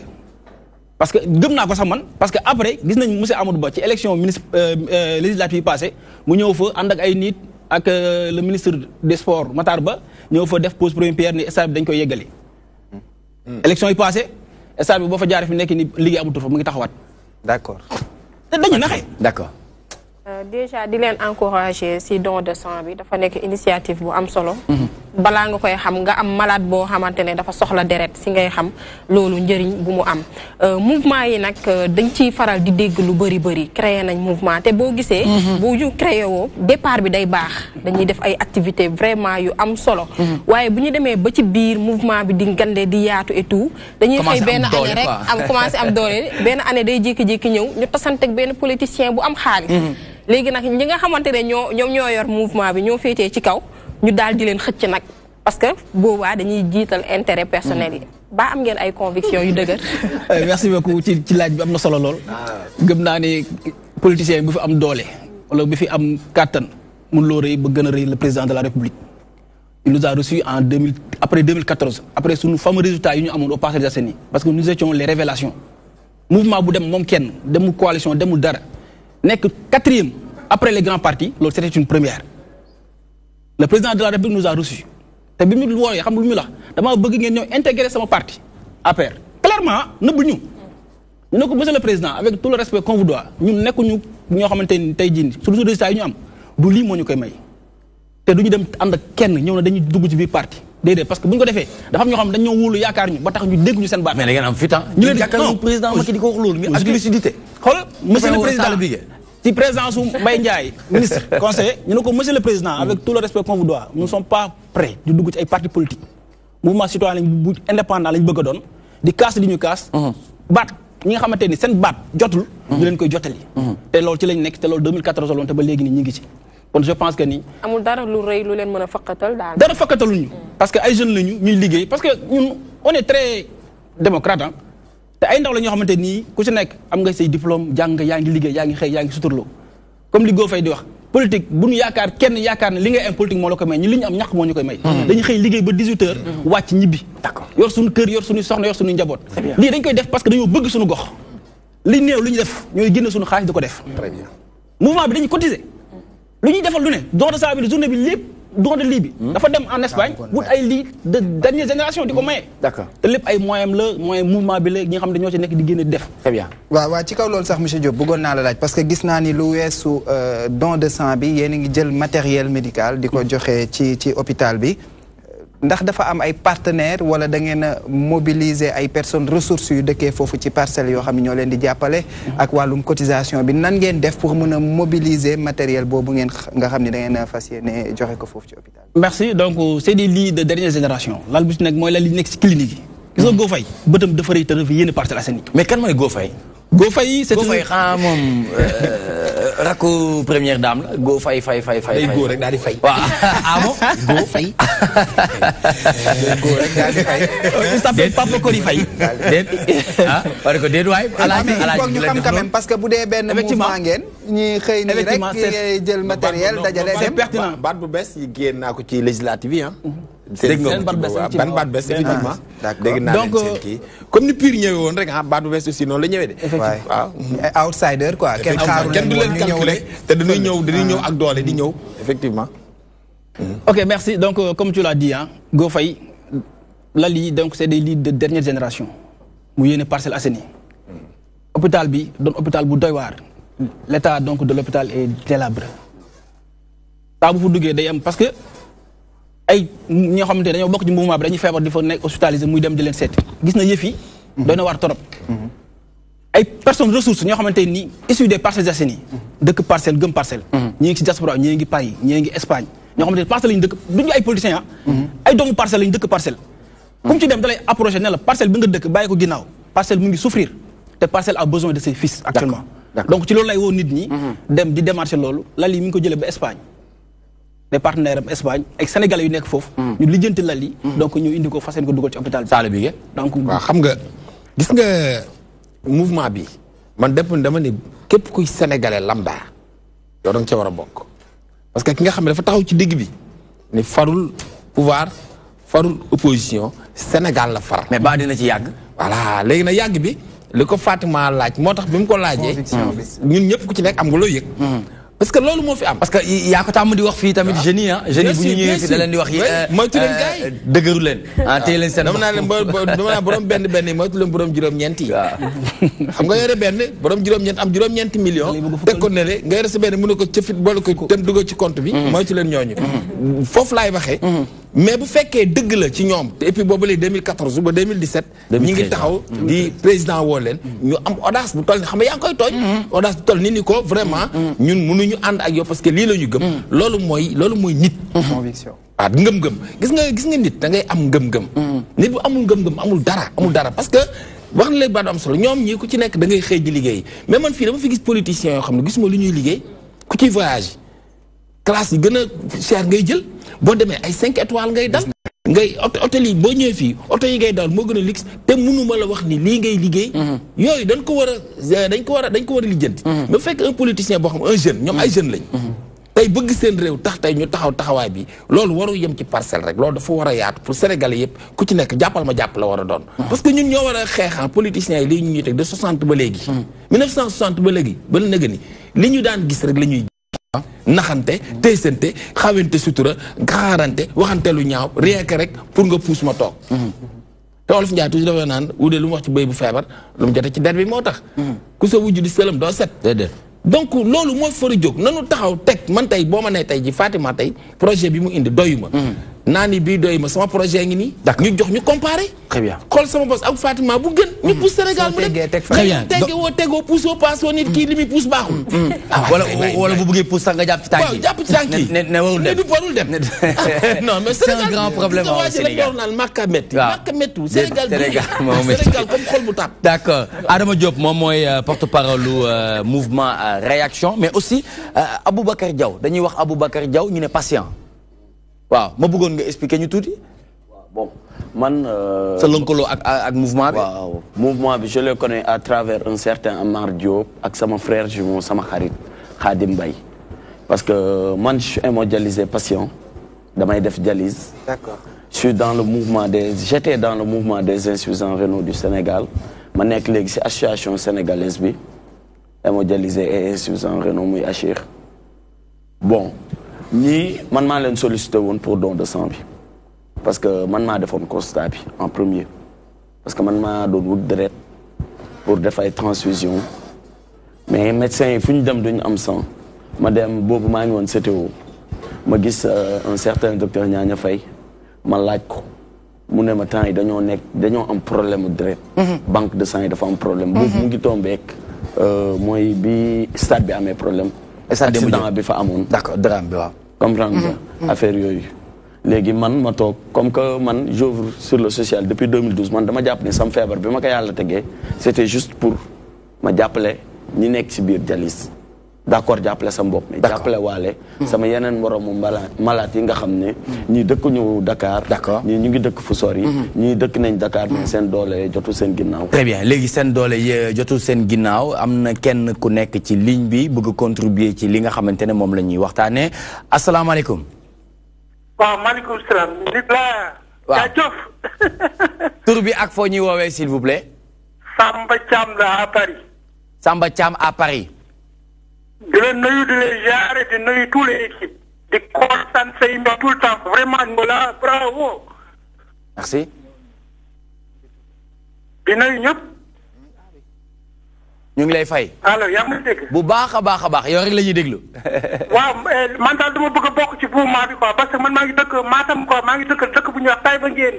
waaw ci région de Matam quoi. dama bëgg a dugg ci mouvement bi.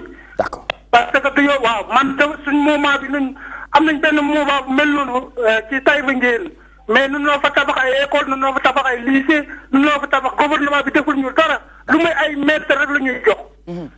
waaw ñun ñoo fa tabax lii ñun ñoo fa tabax collège ñun ñoo fa tabax centre santé ci mouvement bi. léegi man dama bëgg a bokk ci mouvement bi taxu sama gox la tudd quoi Taïba Ndiène. d'accord très bien léegi li ngay ma jox sama numéro man ànd naa si ça. voilà parce que vraiment bu ñu jeunes yi quoi waruñoo xaar ko dama ci dara quoi. tout à fait très bien léegi da ngay bàyyi. mais reste Matam la quoi Taïba Ndiène. d'accord mais am na collège am na lycée. am na centre santé. très bien te mouvement bi moom moo ko taxawal. d'accord léegi da ngay bàyyi sa numéro téléphone. na ma jox numéro. waaw dinañ la jox numéro bi yow tamit bàyyi sa numéro téléphone foofu ci suuf ah bàyyi ko ci régie bi. voilà bu émission bi jeexee incha allah dinañ dugg en contact ak yow bu soobee yàlla. merci beaucoup DTV mu ngi lay remercier bu baax rawati ki dolli toi-même tu sais. c'est pas gratuit. c'est pas gratuit comme ça ah. ñu la defal ni c'est pas gratuit ah. oui porte-parole oui. très bien donc nga ne sénégalais yu parce que gis nga ne sénégalais yu bëri seen loxo yeggul ci seen ginnaaw. waaw bëri na ñu nekk dialyse te boobu. en 2012 temps Ablaye Wade ñu ngi doon fay 60 000 francs pour def dialyse. yow feebar bi kañ la dab. man dama judd ak uréopathie malformative du rein gauche malformation rénale ma dem Suisse à l'âge de 6 mois moo opéré ma ñibbisi bi ma amee 23 ans en 2011 fin 2011 si laa amee insuffisance rénale ma commencé dialyse depuis 2012 chaque 2 jours. ma daan fay 60 000 francs. séance pour mën a dialyse. ñaata yoon nga koy def benn yoon ci weer bi 3 fois par semaine. demain dama 3 fois par semaine. 60 000 3 fois. mu jox la 180 000 720 000 le mois. boo si boole analyse yeeg affaire yi mu jox la plus de 1 million et poussière. ci benn weer. waaw en 2012 ñuy dem boobu maa ngi si doon xeex si lañ nekkoon si mouvement bu ñuy wax mouvement des insuffisants rénaux. mooy nuyu Pa Diallo. moom moo jiite woon mouvement boobu ñu nekk di ci xeex. di ci xeex tamit ak waa association sénégalaise bi ñoom it ñu nekk dox si ay jéego ñëpp daal ak professeurs yi ñëpp xeex ba nga xam ne bi Macky yéegee si lañ ubbi commencé ubbi yeneen centre parce que en ce temps 2 centres ñoo amoon yoo xam ne kii la woon 10 000 francs la woon muy Dantec ak Saint-Louis rek amoon 10 000. le nombre de patients yoo xam ne ñu ngi doon xaar ci clinique yi di def ay benn séance c'était exponentiel yàlla def ba Macky Sall yéegee ak xelam bu rafet mu njëkk a ubbi annexe Dantec ñu yóbbu ma fa ak quelques samay morom. D'accord. Au fil du temps mu ubbi Touba ubbi Tamba Ziguinchor Kaolack noonu daal la ko nekkee ba actuellement Thiès lañ nekk noonu la nekkee léegi si la yàlla dogal nag léegi ñu nekk si secteur public bi mais ba tey da ngay gis ay malades yoo xam ne pour ñu ñëw dialyse sax c'est tout un problème. Parcelles waaye aussi. am na si ay malades dialysés parcelles yoo xam ne dañ doon am problème. loolu moo tax ma xamante ñii. parce que y a un certain Amar. sama copain ma lay Khadim. y a un Ali Mbaye. dama daan gisee ak ñoom bu ma amee genre cas yooyu ma woo leen ñoom ñu aidé ma aidé ñooñu. noonu lañ daan def léegi si lañ may wax waxi réaction ma ñëw ma xamante Go Faye léegi c'est le link bi kon ne daal ma fekk leen si ay action sociale ñu koy def correctement normalement sans pour autant. di la wax waxi politique parce que dem naa ci ñu bëri en fait waxtaan nag mouvement kii yu bëri mais toujours c'était un problème politique waaw parce que dañuy bëgg nga génn télé naan maa ngi gërëm te man 2012 laa ko waxoon nga baal ma Canal Info waxoon naa ko 2012 ku yaakaar ma gërëm yaa ngi nax sa bopp parce que ay génn si télé naan maa ngi gërëm pour jot déedéet ku ma defal daal mën naa peut-être après delloo la njukkal affaire yooyu mais c'est pas ay gërëmaate affaire yooyu te Sénégal dañoo bëgg wax social te da ngay gis ñuy gërëm ay nit yoo xam ne vraiment dem naa àndul ak social non dem naa seen kër dañ lay rejeter je suis désolé da ngay gis ay nit yoo xam ne fii la ñuy toog tey plateau ñu naan wala mbër yi toog di gërëm waxoon naa ko et je le redis RTS laa ko waxee woon mbër yi dañuy toog di gërëm te fekk ñi ñuy gërëm boo demee seeti leen dañ lay bloquer la porte doo leen sax gis wallaay doo leen gis wallahi al azim donc te di nga gis alerte boobu ñuy def amul solo amul maana amul bon am na nag ñoo xam ne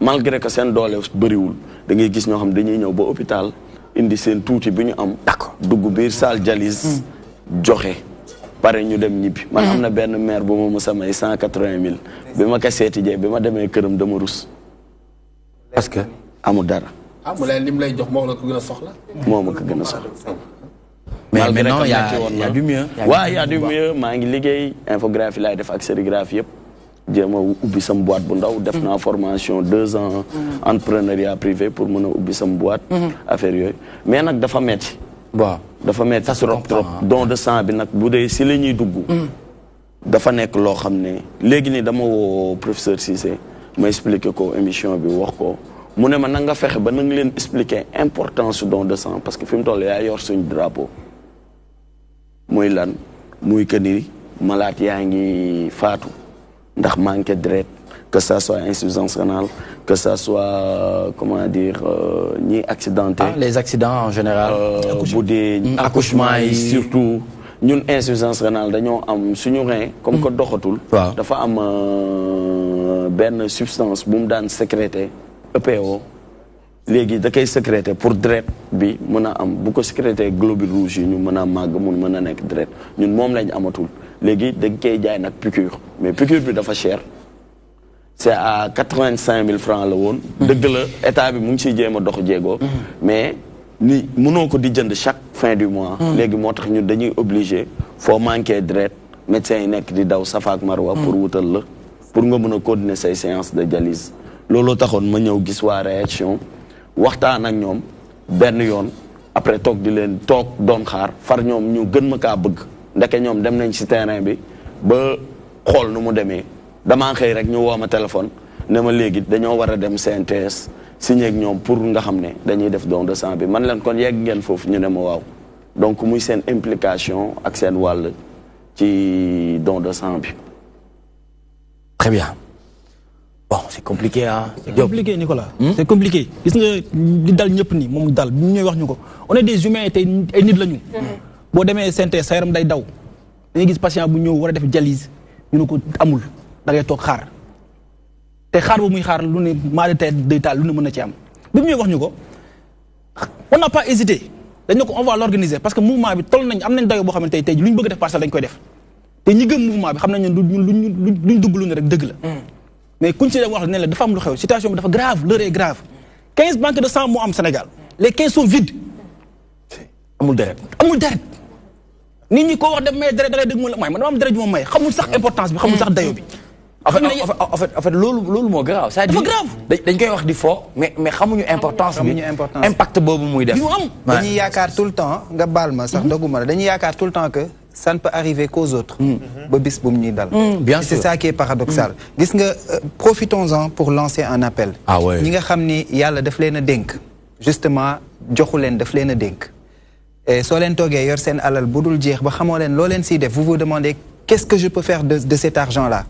ay raisons yu valables yu véridiques yu digne yu war a mën a tax ngeen dépenser seen xaalis moo ngi nii mooy nit yi nga xam ni ay nit lañ comme yéen te tey position bi ngeen nekk ñoom ñu nekk ci beneen bi suba mën na nekk l'inverse yéen mën ngeen nekk ci position boobu ñoom ñu nekk ci beneen bi Nicolas banque de sang tur bi dafa wuy borom banque de sang yow supposons nga dem joxe sa sang mën nga génn def accident sang boobu nga joxoon ñu defaatal la ko donc épargne la pour un bienfait n'est jamais perdu. J'avais une idée par rapport ak ñoom li ñu wax puisque nit ñi amuñu conscience boobu noonu li nga xam ne moom mooy maye deret pourquoi pas ngeen lëkkaloog je sais pas rajo yeeg ak télé yi bu ñuy def breaking news ngeen xool ñi nga xamante ne ñoom ñoo nekk ci ay cas d'urgence ñu leen koy jàllaleel parce que bu fekkee ne defar rek moom moo ñu tax a jóg et que ku ci nekk bëgg nga ci dugal seen loxo ngeen def ko projet je sais pas ngeen xool noo leen mën a lëkkaloowee ñoom ñu koy jàllale voilà ñu koy jàllale si rajo yeeg yooyu heure journal xam nga télé dañ koy seetaan parfois dañuy def breaking news ay information yooyu xam nga nit am na nit ñoo xam ne waa xamuñu te li nga xam ne moom mooy ay don de sang mënoo ko di ko organiser bés bu jot au moins bu fekkee ne lii nii képp ku ko dégg je suppose sénégalais bi di nga am loo yëg dina am loo yëg certainement parce que amuñu la bonne information comprendre ñu loolu mais pourquoi pas ngeen réfléchir si effectivement d'accord sur ça à l'heure que je vous parle ñu ngi def benn caravane biir parcelle camion sonorisé di sensibiliser nit ñi fu ñu dem taxaw wax la don de sang bi njariñ la wax la fi nekk à l'heure actuelle parce que peut-être y a des gens qui n'ont pas l'information très bien donc ñu ngi ci loolu donc rendez-vous est pris le 16 et le 17 février oui le 16 c'est demain inchallah fan ngeen koy defee exactement donc siège ou réaction bi à l'unité 11 côté marché bu ndaw bi ku ñëw marché bu ndaw bi boo laajtee kër goo fay rek foofu lañ koy defee inchallah demain à partir de 8h ba 13h ñu ngi ñaan sénégalais daal Nicolas ñëpp daal fu waay mën a jógee na nga le 17 aussi même heure le 17 c'est don de lii bi ñu ngi koy joxee lii ñu ngi koy joxee hôpital Mame Abdou bi donc buntu mairie bi la donc mairie parcelle bi parce que lal yi dañ koy ñëw jox ko maire bi comme mooy maire bi mu dugal ko ci hôpital bi donc loolu la boobu samedi là à partir de 10h. Très bien. Donc esplanade mairie Parcelles Assainies bi. Très bien. On y reviendra tout à l'heure dinañ ci waxtaan bu ko defee ngeen def seen kàddu yu mujj ñu sensibiliser le maximum possible des populations yi nga xamante ne ñu ngi seetaan un peu partout à travers le monde ngir adhérer benn ci mouvement bi wa ila ñu bokk ci li nga xamante ne moom moo jëm ci don de sang ci noonu la ñuy ànd ak Fatima Aïcha Bokoum dans sa chronique bébé et maman ngir mu waxtaan comme ni mu koy tàmbali defee c'est tout de suite.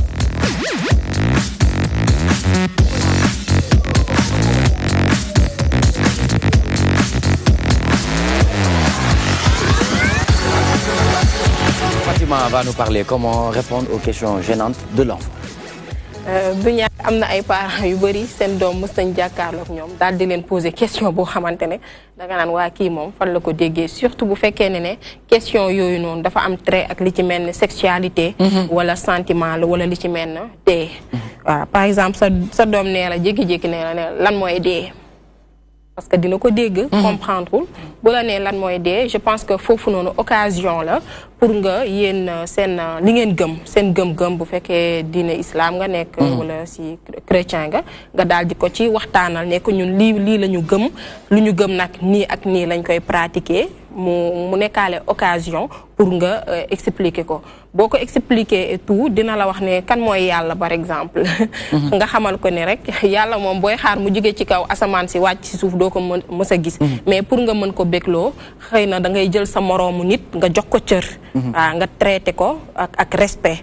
nga expliquer ko noonu daal xam nga il faut être gentil avec les gens quelque chose comme ça léegi nag ci dee bi certainement mën na la ne kon man damay dee. ko waaw nga ne ko la bu la ne kon man damay dee xale bi instant boobu xam na réponse bi de mais dafay bëgg ku ko rassurer waaw ku ko réconforter au fait waaw lay bëgg waaw nee ko xam gis nga man maa la mag man sa papa maa la mag wala sa yaay mais ñun on mange bien et que dañuy toppatoo suñu santé ñun deewaguñu yow moom deewagoo yaa ngi fi ba ci kanam di nga dem ba màgget ba yow sax yaay bëgg dem ci beneen vie te vie boobu noonu moom moo gën a neex xam nga xale bi da nga koy répondre rek moom par rapport ak niveau bu mu toll il n'a pas besoin de tout savoir léegi beneen question bu gênante xale bi mën na la ne lan mooy mbëggeel lan mooy mbëggeel mais dégg naa xale yi léegi lay laaj fan la Wally di tëgg loolu la xale di tëgg Diop loo moo gën a leer de dañuy judd xam lépp voilà léegi xale bi mën na la laaj par exemple lan mooy Mohamed daaw bi ma yóbbu xale yi ñii dañu bëggoon dem seen petit gàlle Kumba Gawlo organisé woon fële benn Noël des enfants léegi Mohamed man ñu ne ko léegi dañ la yóbbu seen petit gàlle ko mu ne déedéet moom raas gis loolu mooy fan la Wally tëgg rek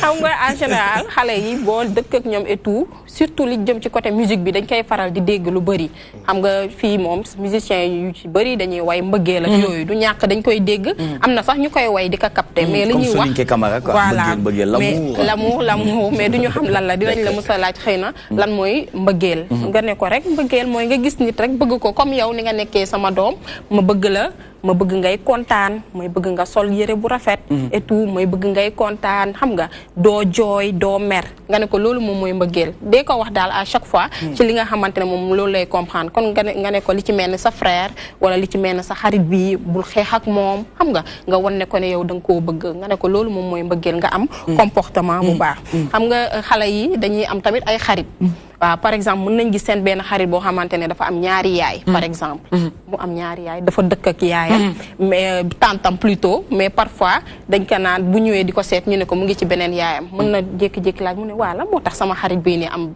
ñaari yaay du comprendre ne ko bon je sais pas ndax exactement dina comprendre phénomène séparation que papam ak yaayam dañoo séparé wu mais wax ko rek juste que loolu noonu lu baax la parce que au moins fu mu dem rek dinañ ko mën toppatoo kële da koy toppatoo kii tamit daf koy toppatoo nga ne comme man sa yaay laa sa maam tamit mun ko considérer comme sa yaay quelque chose très bien mais li ngay wax nii man dama ci am benn dama yeew Penda di wax ak man sama doom bu jigéen di wax ak man parce que ak jég-jég na ma papa lu tax doo am beneen jabar ma ne ko lu tax doo am beneen jabar ma koy xool quoi ma ne ko mais lu tax nga jékki-jékki yaay jaa ngi toog déedéet yaay ji dem na liggéey heureusement pour toi waaw pour nous deux sax waaye pour nous deux mu ne ma lu tax doo takk benn mu ne ko mais yow foo jëlee loolu mu ne ma j'ai vu ça à la télé l'homme a 2 femmes mais dans une même maison maintenant pourquoi doo indi keneen fii nga xamante ne léeg-léeg nga nekk ak moom léeg-léeg nga nekk sama yaay ma ne ko bu sa yaay wàccee nga laaj ko il y a une question qui est très fréquente surtout chez les blancs comment on fait un enfant? Comment, oui. On demande papa comment on fait un enfant ou bien maman comment on fait un enfant comment moi je suis venu et la réponse est très dure. La réponse, on attend la réponse ici hein. On attend la réponse. Question bu moo stoppoon mais yéen laa ko bëggoon laaj au fait yéen laa ko bëggoon laaj bu nekkee man ngay laaj waaw dama naan ko c'est des trucs d'adultes. Truc d'adulte dina la ne luy truc d'adulte xale da lay topp ba sës la waaw bu ne ma truc d'adulte ma ne ko yëfu mag la boo màggee dinañ la ko mën a di nga ko mën a comprendre mais nii mënoo comprendre c'est des trucs d'adultes. tonto Sala yow bu fekkoon yow looy tontu non bu fekkee man la dama ko naan loolu mbiri yàlla moo ma koy jox du ma ko may sama bopp yàlla moo ma koy may loolu laa koy wax jaajëf porte-parole waaw yow Fara waxi mag la waaw Mohamed ouf d'accord Soninké J'en ai aucune idée, je peux même pas répondre à ça. Je le dirais, c'est un phénomène naturel, ça se développe dans le ventre d'une maman. Et ouais. Ça devient toi quoi. D'accord. Très bien, on demande aux dames. Safiatou Kébé et Idaya. Oui, vous en pensez quoi? Quelles sont vos astuces en général quand un enfant vous demande comment on fait des bébés?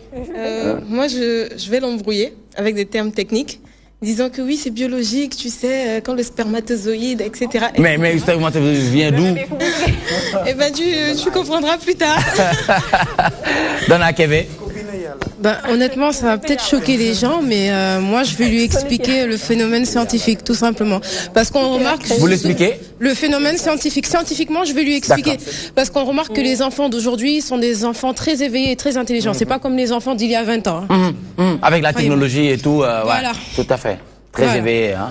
D'accord Mohamed amul tontu man nee naa la truc d'adulte laay wax ah man jàpp naa ne lépp lu ma laaj loo xamante ne dafa sensible rek man da foofu laa koy dugal. Omar Pène woy na benn woy nee na xale lu mu laal nga ni bàyyil day tax bu màggee du xam dara. mais nag toute vérité n'est pas bonne à dire. dëgg la xale dafa war a yem ci cadre xale. nekk xale parce que munoo ni xale yii léegi danoo dooj rek wala technologie bi avancé na rek dañu war a xam lu ñu warul xam xale da nga koy nax xale da nga koy nax. am na yoo xam ne da nga ko koy leeral. pourquoi booy jàng bu may jàngi may sol lii. ma ne ko boo demee école da ngay gis sa morom yi dañuy correct moo tax il faut ñu lay def nii.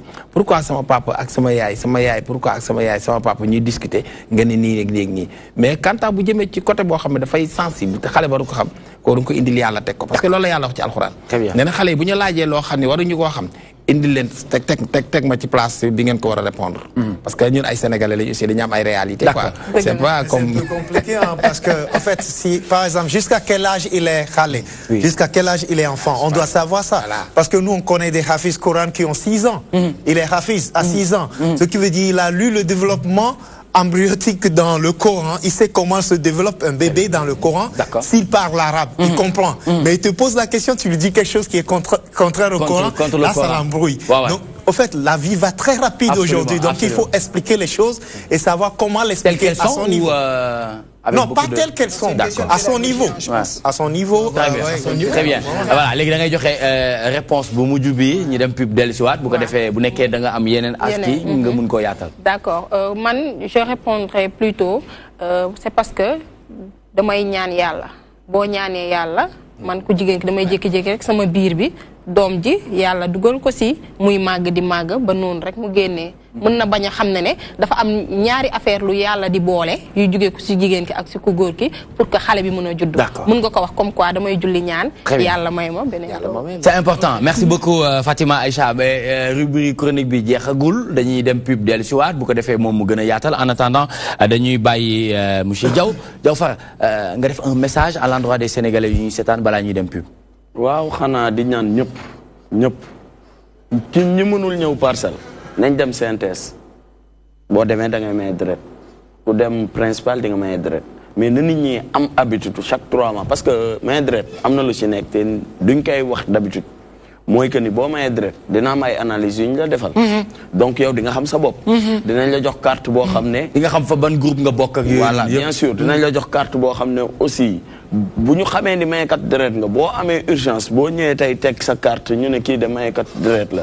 duñ ko tuddee priorité parce que priorité amul ci maye deret mais peut-être ak carte boobu noonu dina tax ba sa mbir dina gaaw. ñu faciliter la yenn yi. du yow kese mais lépp lu la tax. très bien. vous voyez. lépp lu la tax. d'accord boo amee problème. donc yow mën nañ la see jàppale. léegi di lancer appel na ñëpp ñëw. na ñu nit ñi jàppale. man sincèrement li ma ci am signature yi ñu ci am ñun bett ñu bëri. parce que même CNTS bi ñu fa demee. la dame mu ngi doon wax c'était pas sûr affaire yooyu mais am nañ ci signature yu bëri. alhamdulilah rabbil alamin. d'accord très bien on y reviendra tout à l'heure ngir gën a mën a yaatal on se retrouve tout de suite après cette page de pub pour la deuxième partie le temps ñu mën a recevoir sur ce plateau Mame Diarra madame Ba muy Pune Fashion xam ngeen ne tey la si lañ bokk ci la ñëpp bokk c'est tout de suite.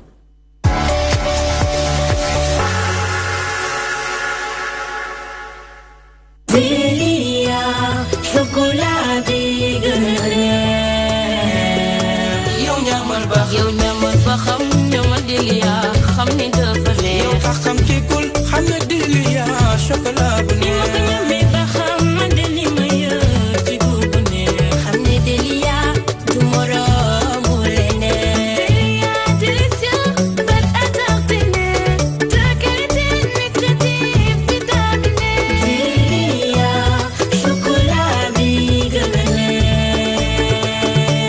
yow ñamal ba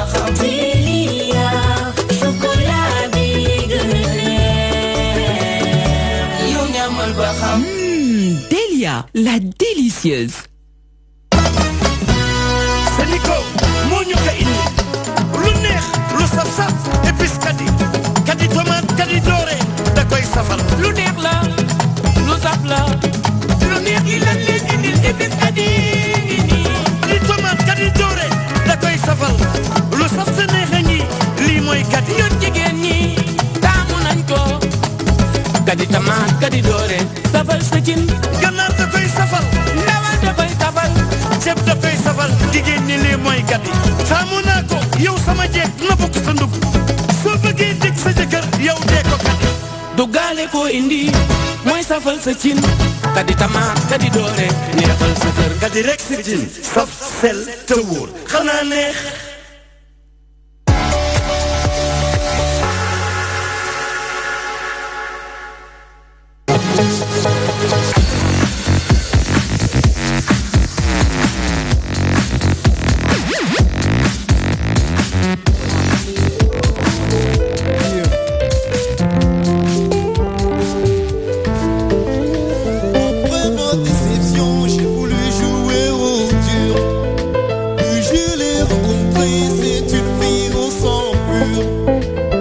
Et son sourire magiquement vraiment hypnotisé.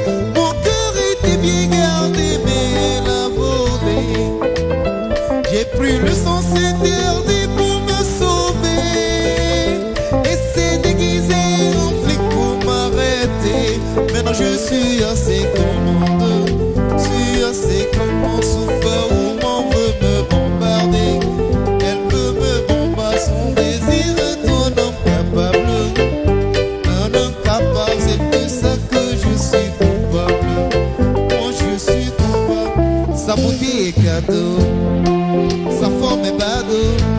Elle veut un super-héros dans son Eldorado. Sa beauté est cadeau, sa forme est bado. Elle veut un super-héros dans son Eldorado. Elle est décidée, elle veut que je sois son kino. Et elle est décidée, elle dit il ne peut l'empêcher.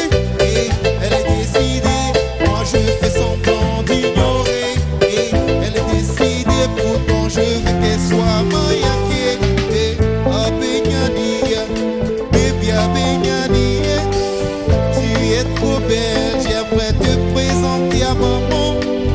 Abenyani, baby Abenyani, tu es trop belle, j'aimerais te présenter à mes parents.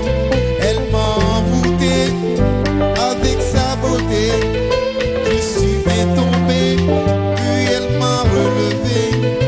Elle m'a envoûté avec sa beauté, je suis bien tombé, puis elle m'a relevé. Ton CV est complet, ma jolie Maria. Ton expérience m'a beaucoup manqué autrefois. Et mon baby au préféré, elle est décidée. Elle dit que nous sommes qui non. Et elle est décidée. Elle dit elle ne peut l'empêcher. Et elle est décidée. Moi je fais semblant d'ignorer. Et elle est décidée. Pourtant je veux qu'elle soit maillakée.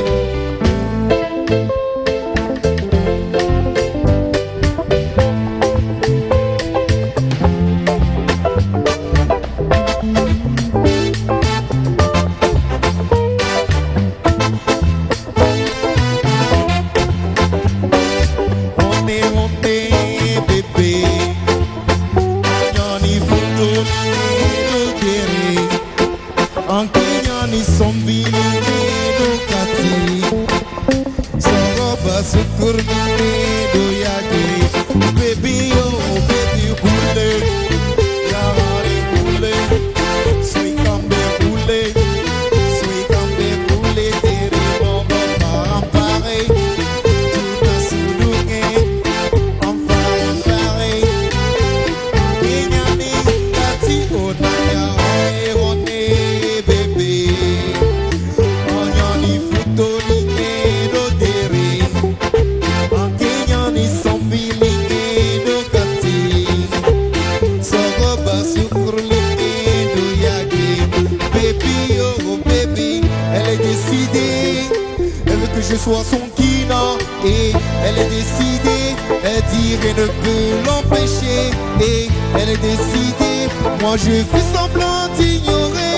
Et elle est décidée. Pourtant je veux qu'elle soit maillakée. Baby girl la kiniga. La kinaga. La kiniga. Mon gobe galingana. La kiniga. Chop chop. La kinaga. La kiniga. Mon gobe. Lengele lengele lengele lengele lengele masa. Allez lengele lengele lengele lengele masa. On va lengele lengele lengele lengele masa. On va lengele lengele lengele masa. Allez chop chop chop chop chop chop chop chop. Bisa bisa bisa. Premier bisou. Premier bisou. On fait le bisou. Premier bisou. Allez bisou bisou bisou bisou. Allez bisou.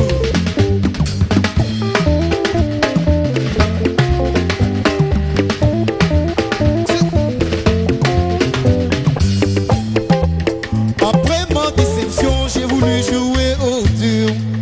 Puis je l'ai rencontrée, c'est une fille au sang pur. Et son sourire magique m'a vraiment hypnotisé. Mon cœur était bien gardé, mais elle a volé.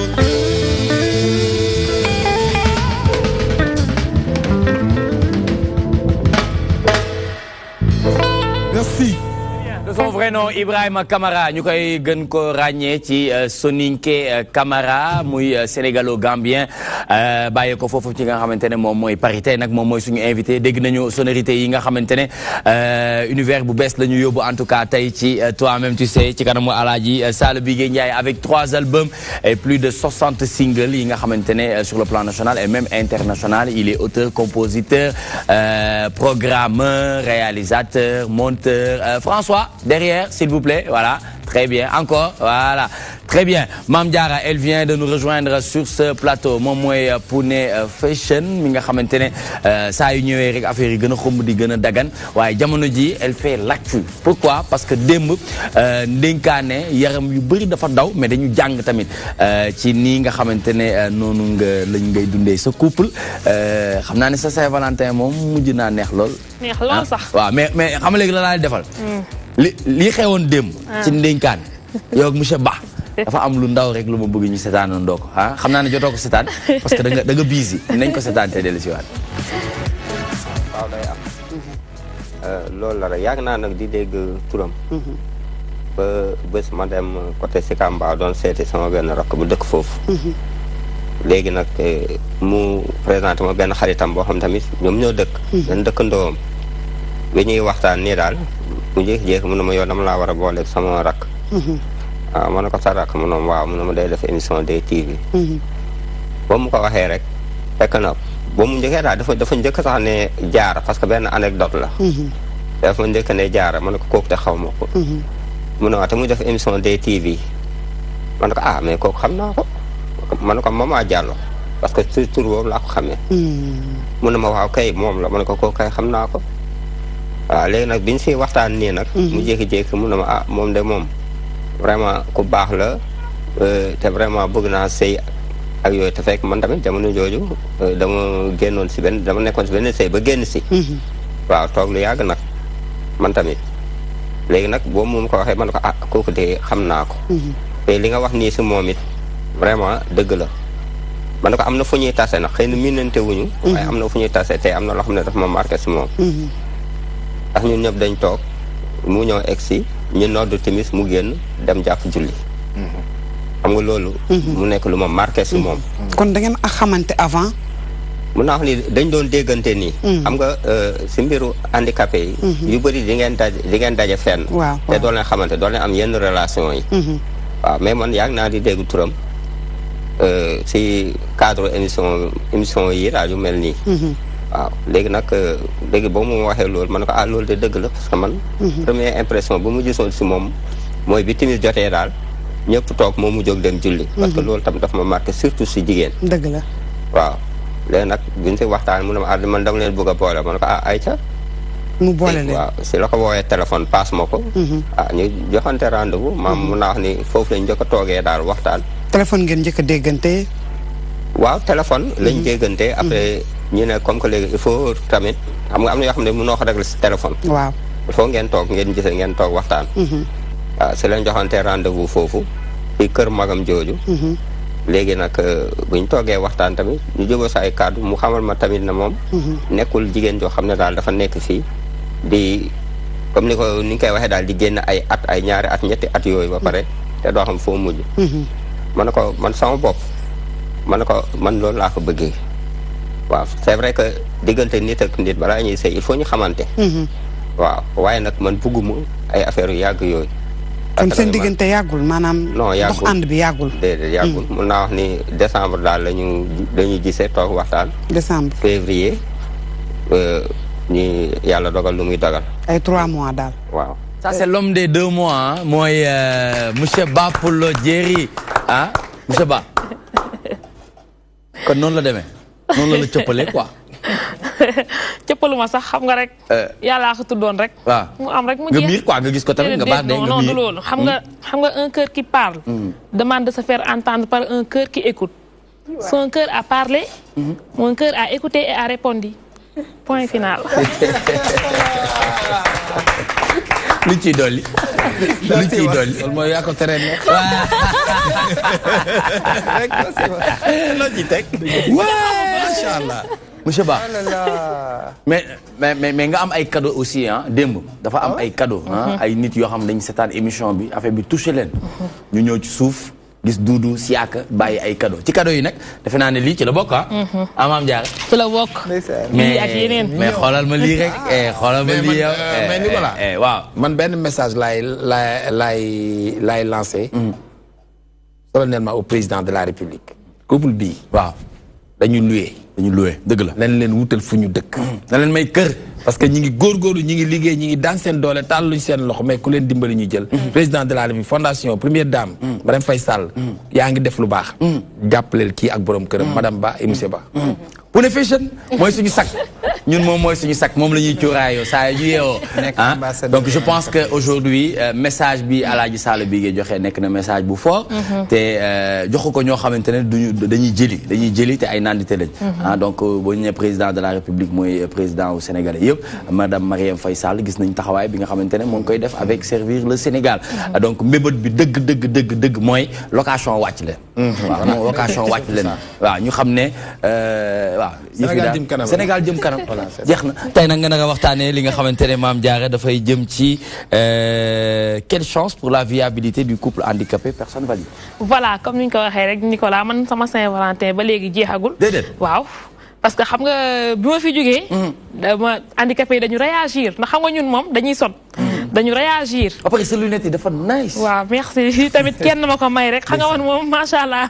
gars yi dañ ma bëgg. dana gën a yokk incha allah. léegi biñ demee ñu def benn petite fête sama néeg ñu commencé kii di wax noonu ñu ne kii bu leen ko laal de waa DTV yëpp dañ koy sotle xam nga aussi mu nekk lu ma neex na bàyyi leen kii waa DTV dañ koy sotle boo ko laalee rek ñëpp jóg mu nekk lu neex mais ñu waxtaan aussi ci viabilité couple yi personne handicapée ak valide selon yéen couple personne handicapée ak valide est-ce que dina dem selon yéen seen jàngat xam nga tey boo gisee benn playboy jantal bu kii nga ne ko kaay ma may la benn handicapé sur le champ dafay réagir léegi yéen selon yéen loolu bu amee est-ce que dina dem très bien léegi li ñuy def mooy dama bëgg tey dafay def intro rek ñu yem ci intro jeudi prochain inchallah ñu yaatal mais li mu wax ni tour de table la ñuy def dañuy commencer ci Mohamed wër après ñu dem daanalee ak association bi parce que yow dañu bëgg jeudi nga ñëw ñu waaw mu gën a yaatu très rapidement ñaari axe la rek bu njëkk bi mooy condition wu couple d'abord lan moo tax ñu naan couple mooy ñuy partager sentiment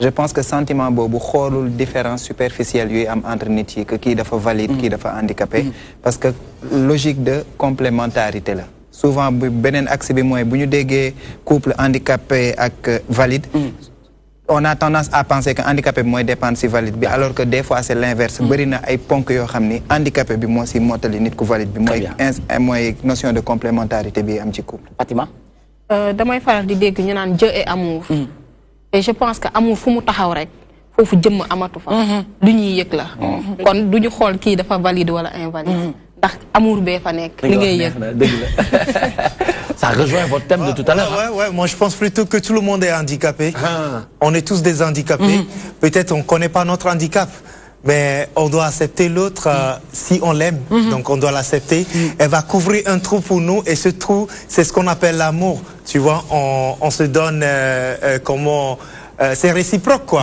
en fait il y a quelque chose que tu couvres pour l'autre et cette personne aussi couvre quelque chose pour toi c'est pourquoi vous pouvez vivre en couple donc je pense pas que le physique ou l'apparence a quelque chose à faire dans l'amour donc si tu as un vide et quelqu'un qui te le comble c'est ça ton amour et c'est ton partenaire quoi très bien c'est important Adama Diop waaw donc handicap moom liñ kii wax rek loolu la ñëpp ay handicapé lañ mais nit boo ko bëggee moom doo gis handicapam yow cofeel gi nag ngay yëg ci moom rek donc moo lay doy lépp ba nit ñi ñooy gis handicapam mais yow doo ko gis kon donc dafa mbëggeel am rek bu ngeen bëggantee rek incha allah dina dem jàmm am Alaaji Sall dañu nit bu fekkee da nga ko bëgg ndax taar bëgguloo ko da nga ko xemmem bu dee nit ki da nga ko bëgg ndax alalam bëggoo ko alalam da nga ciy profité. bu dee nit ki da nga ko bëgg ngir caajam ngir filinam admiration la. nit ki bu ñëwee da nga ko bëgg doo mën a expliquer li tax nga bëgg. kon donc yàlla mooy ñëw. tout à fait su mbëggeel taxawee. yàlla rek ngay gis. très bien c'est important mbëggeel bu taxawee dootoo gis leneen dootoo gis physique bi dootoo gis ni mu mel parce que ñu bëri dañ naan yow kii lu mu toppee kii. doo ko mën a expliquer sax. kenn du ko expliquer. waaw ku ñaaw. waaw. handicap la man léeg-léeg ñu ne madame yow loo gis ci waa ji. kon ni mu ñaawee am soxna si handicap la. waaw léeg-léeg dañ ma koy wax nag handicap te sama famille ñoo ma koy gën a wax nag su sama maam day jaay girande te mu ne ma yow kii lan la gis ci yow. ma ne ko gisoo na dama aay. très bien allez Mame Diarra da nga koy tëj tëj ko jeudi prochain ñu yaatal ko. voilà Nicolas dama koy tëj comme ni ma ko waxee handicapé ou pas l'amour est une graine d'arachide semée par les femmes. cultivée par les hommes. arrosée par les petits enfants. loolu mooy mbëggeel. macha allah beneen kër gi day gaaw a ñëw sax. beneen bi aussi Nicolas. macha allah kër gi day gaaw a ñëw macha allah très bien donc on est aussi avec nos sœurs Idayat Saka cofondatrice et Safietou Kébé cofondatrice She Dance Experience donc un programme de danse 100% féminin dites-nous wax ñu naka ngeen ko organiser comment ça se passe. Déjà, c'est pour signifier que c'est un programme 100% féminin de danse. Donc, l'une double moyenne, moi, briser les stéréotypes, montrer que on peut allier, excusez-moi, on peut allier passion, une activité artistique, avec la vie professionnelle ou études. C'est ce qu'on veut dans un premier temps. Dans un second temps, on veut allier cette passion au service du social. On en parlait tantôt. Nous, on est un grand effectif de femmes. Donc souvent, on se regroupe dans une association mosaïque qu'on va bientôt poser. Je pense qu'on reviendra pour ça. D'accord, Inch'Allah. Pour aider les autres associations qui sont déjà là. Et pour offrir aux enfants qui n'ont pas accès aux services de danse ou autres activités artistiques, parce qu'on le rappelle, ça déstresse quand même, il le faut, leur créer des ateliers. Donc voilà, c'est un peu ça. Très bien. Maintenant, pourquoi la danse? Pourquoi le choix de la danse? Alors déjà parce qu'on est de grandes passionnées de danse. Depuis toute petite, on a toujours dansé. Et en 2012, quand on s'est rencontrés, on s'est rendu compte qu'on nourrissait la même passion pour la danse. Et on s'est dit pourquoi pas créer justement un programme où toutes les femmes passionnées pourront justement venir s'épanouir et partager cette expérience qu'est la danse, tout simplement. Vous pensez pas qu'il y a de la discrimination parce que c'est 100% féminin? Pourquoi pas les hommes? Mohamed, il veut participer, moi je veux participer, pas ça là peut-être, mais peut-être Adam Diop, il veut participer. Maintenant vous dites 100% féminin. Mais sinon, ñun ñu dem nekk spectateur toog seetaan boobu tam day neex de. waaw boobu day neex tamit mais bëggoon nañu fu jigéen ñi di ko yëngalee rek ñun tam ñu koy yëngal. nga ñëw fenn bi waaw mu bañ a am discrimination. pourquoi pas 50-50? Oui. C'est une excellente question. Il n'y a pas de discrimination parce que dans notre programme, on a des cours particuliers. C'est-à-dire que si une personne, quel que soit son sexe, désire avoir un cours particulier, il peut l'avoir. Maintenant, pourquoi on s'est focus sur les femmes? C'est parce qu'on est dans un pays quand même où les mentalités sont conservatrices. Et il faut le dire, c'est difficile de dire à un parent, oui, je vais à un cours de danse. Souvent, les réactions sont un peu négatives et on veut montrer parce que, bon, c'est pas pour se vanter parce qu'on est des maîtrisards, montrer que on peut allier vie professionnelle, on travaille tous, avec une passion artistique et montrer qu'on peut gagner sa vie avec sa passion. En même temps, vous êtes des professeurs de danse? Oui. Oui. Yow lan ngay jàngale yow? Danse? li may jàngale mooy li ma gën a bëgg mooy danse classique ak moderne jazz. Danse classique ni ñu koy defatee doo ñëw maag yow ñu def benn kii nii rek bu gàtt rek ñu xool non dama bëgg ñu xool danse classique bi mooy moom la ñuy def nii wala du moom. Non, kizomba. On fait de la kizomba aussi. Ah, yow da nga def kizomba. Kizomba, salsa portoricaine et salsa cubaine. Wow. Kizomba, c'est magnifique. Oui, c'est magnifique, c'est magnifique. Mais salsa, mom tamit, c'est magnifique. C'est plus que magnifique. C'est plus que parfait. Ils ont tous les mêmes racines. Kizomba. Oui, mais venez, on va essayer de... c'est ça, non? Oui, hein? Vous allez danser avec Soninké. Oui, on va essayer, s'il vous plaît. Venez, là. Juste un petit truc grec. Venez. Mais écoutez...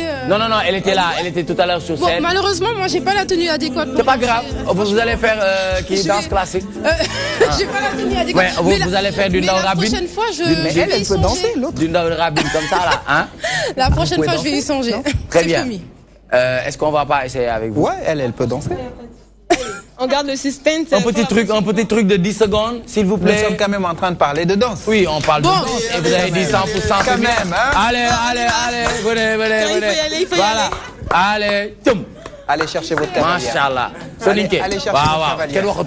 Kenn waxatul lool. Cey Nour. Waaw. Cey Nour rek laa koy tuddee. Ñëwal. Ah. Ca kaw. En haut. Allez-y. Allez, on fait la danse. Ana son bi. Hop.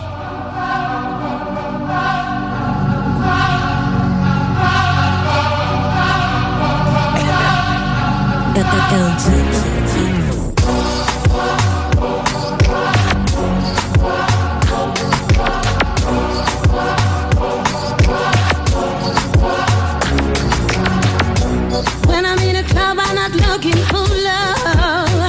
Ooh, la, la, la. Don't come at me, try to show up. Don't get too tight. I just wanna dance, it's on Batarash. So if you can do this, show me what you got. Oui, allez.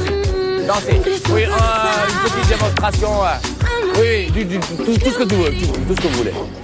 Allez, c'est bon, quoi? Afro. Jox ñu benn son afro mu gaaw. Waaw, afrobeat, waaw. Oui. Très bien. Attendez un instant s'il vous plaît. Maintenant ñu bàyyi la nga def sa kàddu bu mujj pour le 16 ak 17 bi nga xamante ne mu ngi xew foofu ca Parcelles Assainies. Bon, Nicolas, di woo ñëpp ci journée le 16 ak le 17 bi au Parcelles Assainies. Donc di xaar nit ñi ñu ñëw may deret surtout le 16 bi. Demain inchallah, vendredi de 8h à 13h. D'accord. Ñi ngi invité ñëpp ñu ñëw may deret parce que donner son sang c'est sauver donc une vie. Une vie. Donc le 17 ñu ñëw ànd waa Parcelles Assainies yam nañu génn ñu gunge seen doom Go Faye mu wane encore une fois que ni citoyen la te vraiment mi ngi participer ci développement Parcelles Assainies te bëgg na passé jëm kanam. ñu ànd ak moom mu jël lali jëbal ko monsieur le maire mu dugal ko ci hôpital Mame Abdou inchallah. Très bien.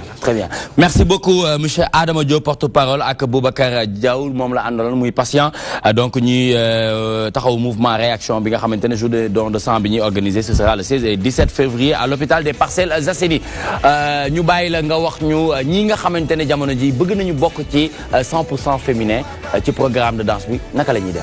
Voilà, merci beaucoup pour la question. Ni bëgg adhérer au petit programme du 100% danse féminin. Vous avez plusieurs possibilités. Vous avez notre site internet. On a un site internet www.shidancedkr.com. Qui site bi, il y a toutes les informations relatives à si nous bëgg adhérer. Sinon, on a une page Facebook, YouTube, Twitter, Instagram. Très bien. Merci beaucoup. Merci à vous. À la prochaine. Très bon. On reviendra. Voilà.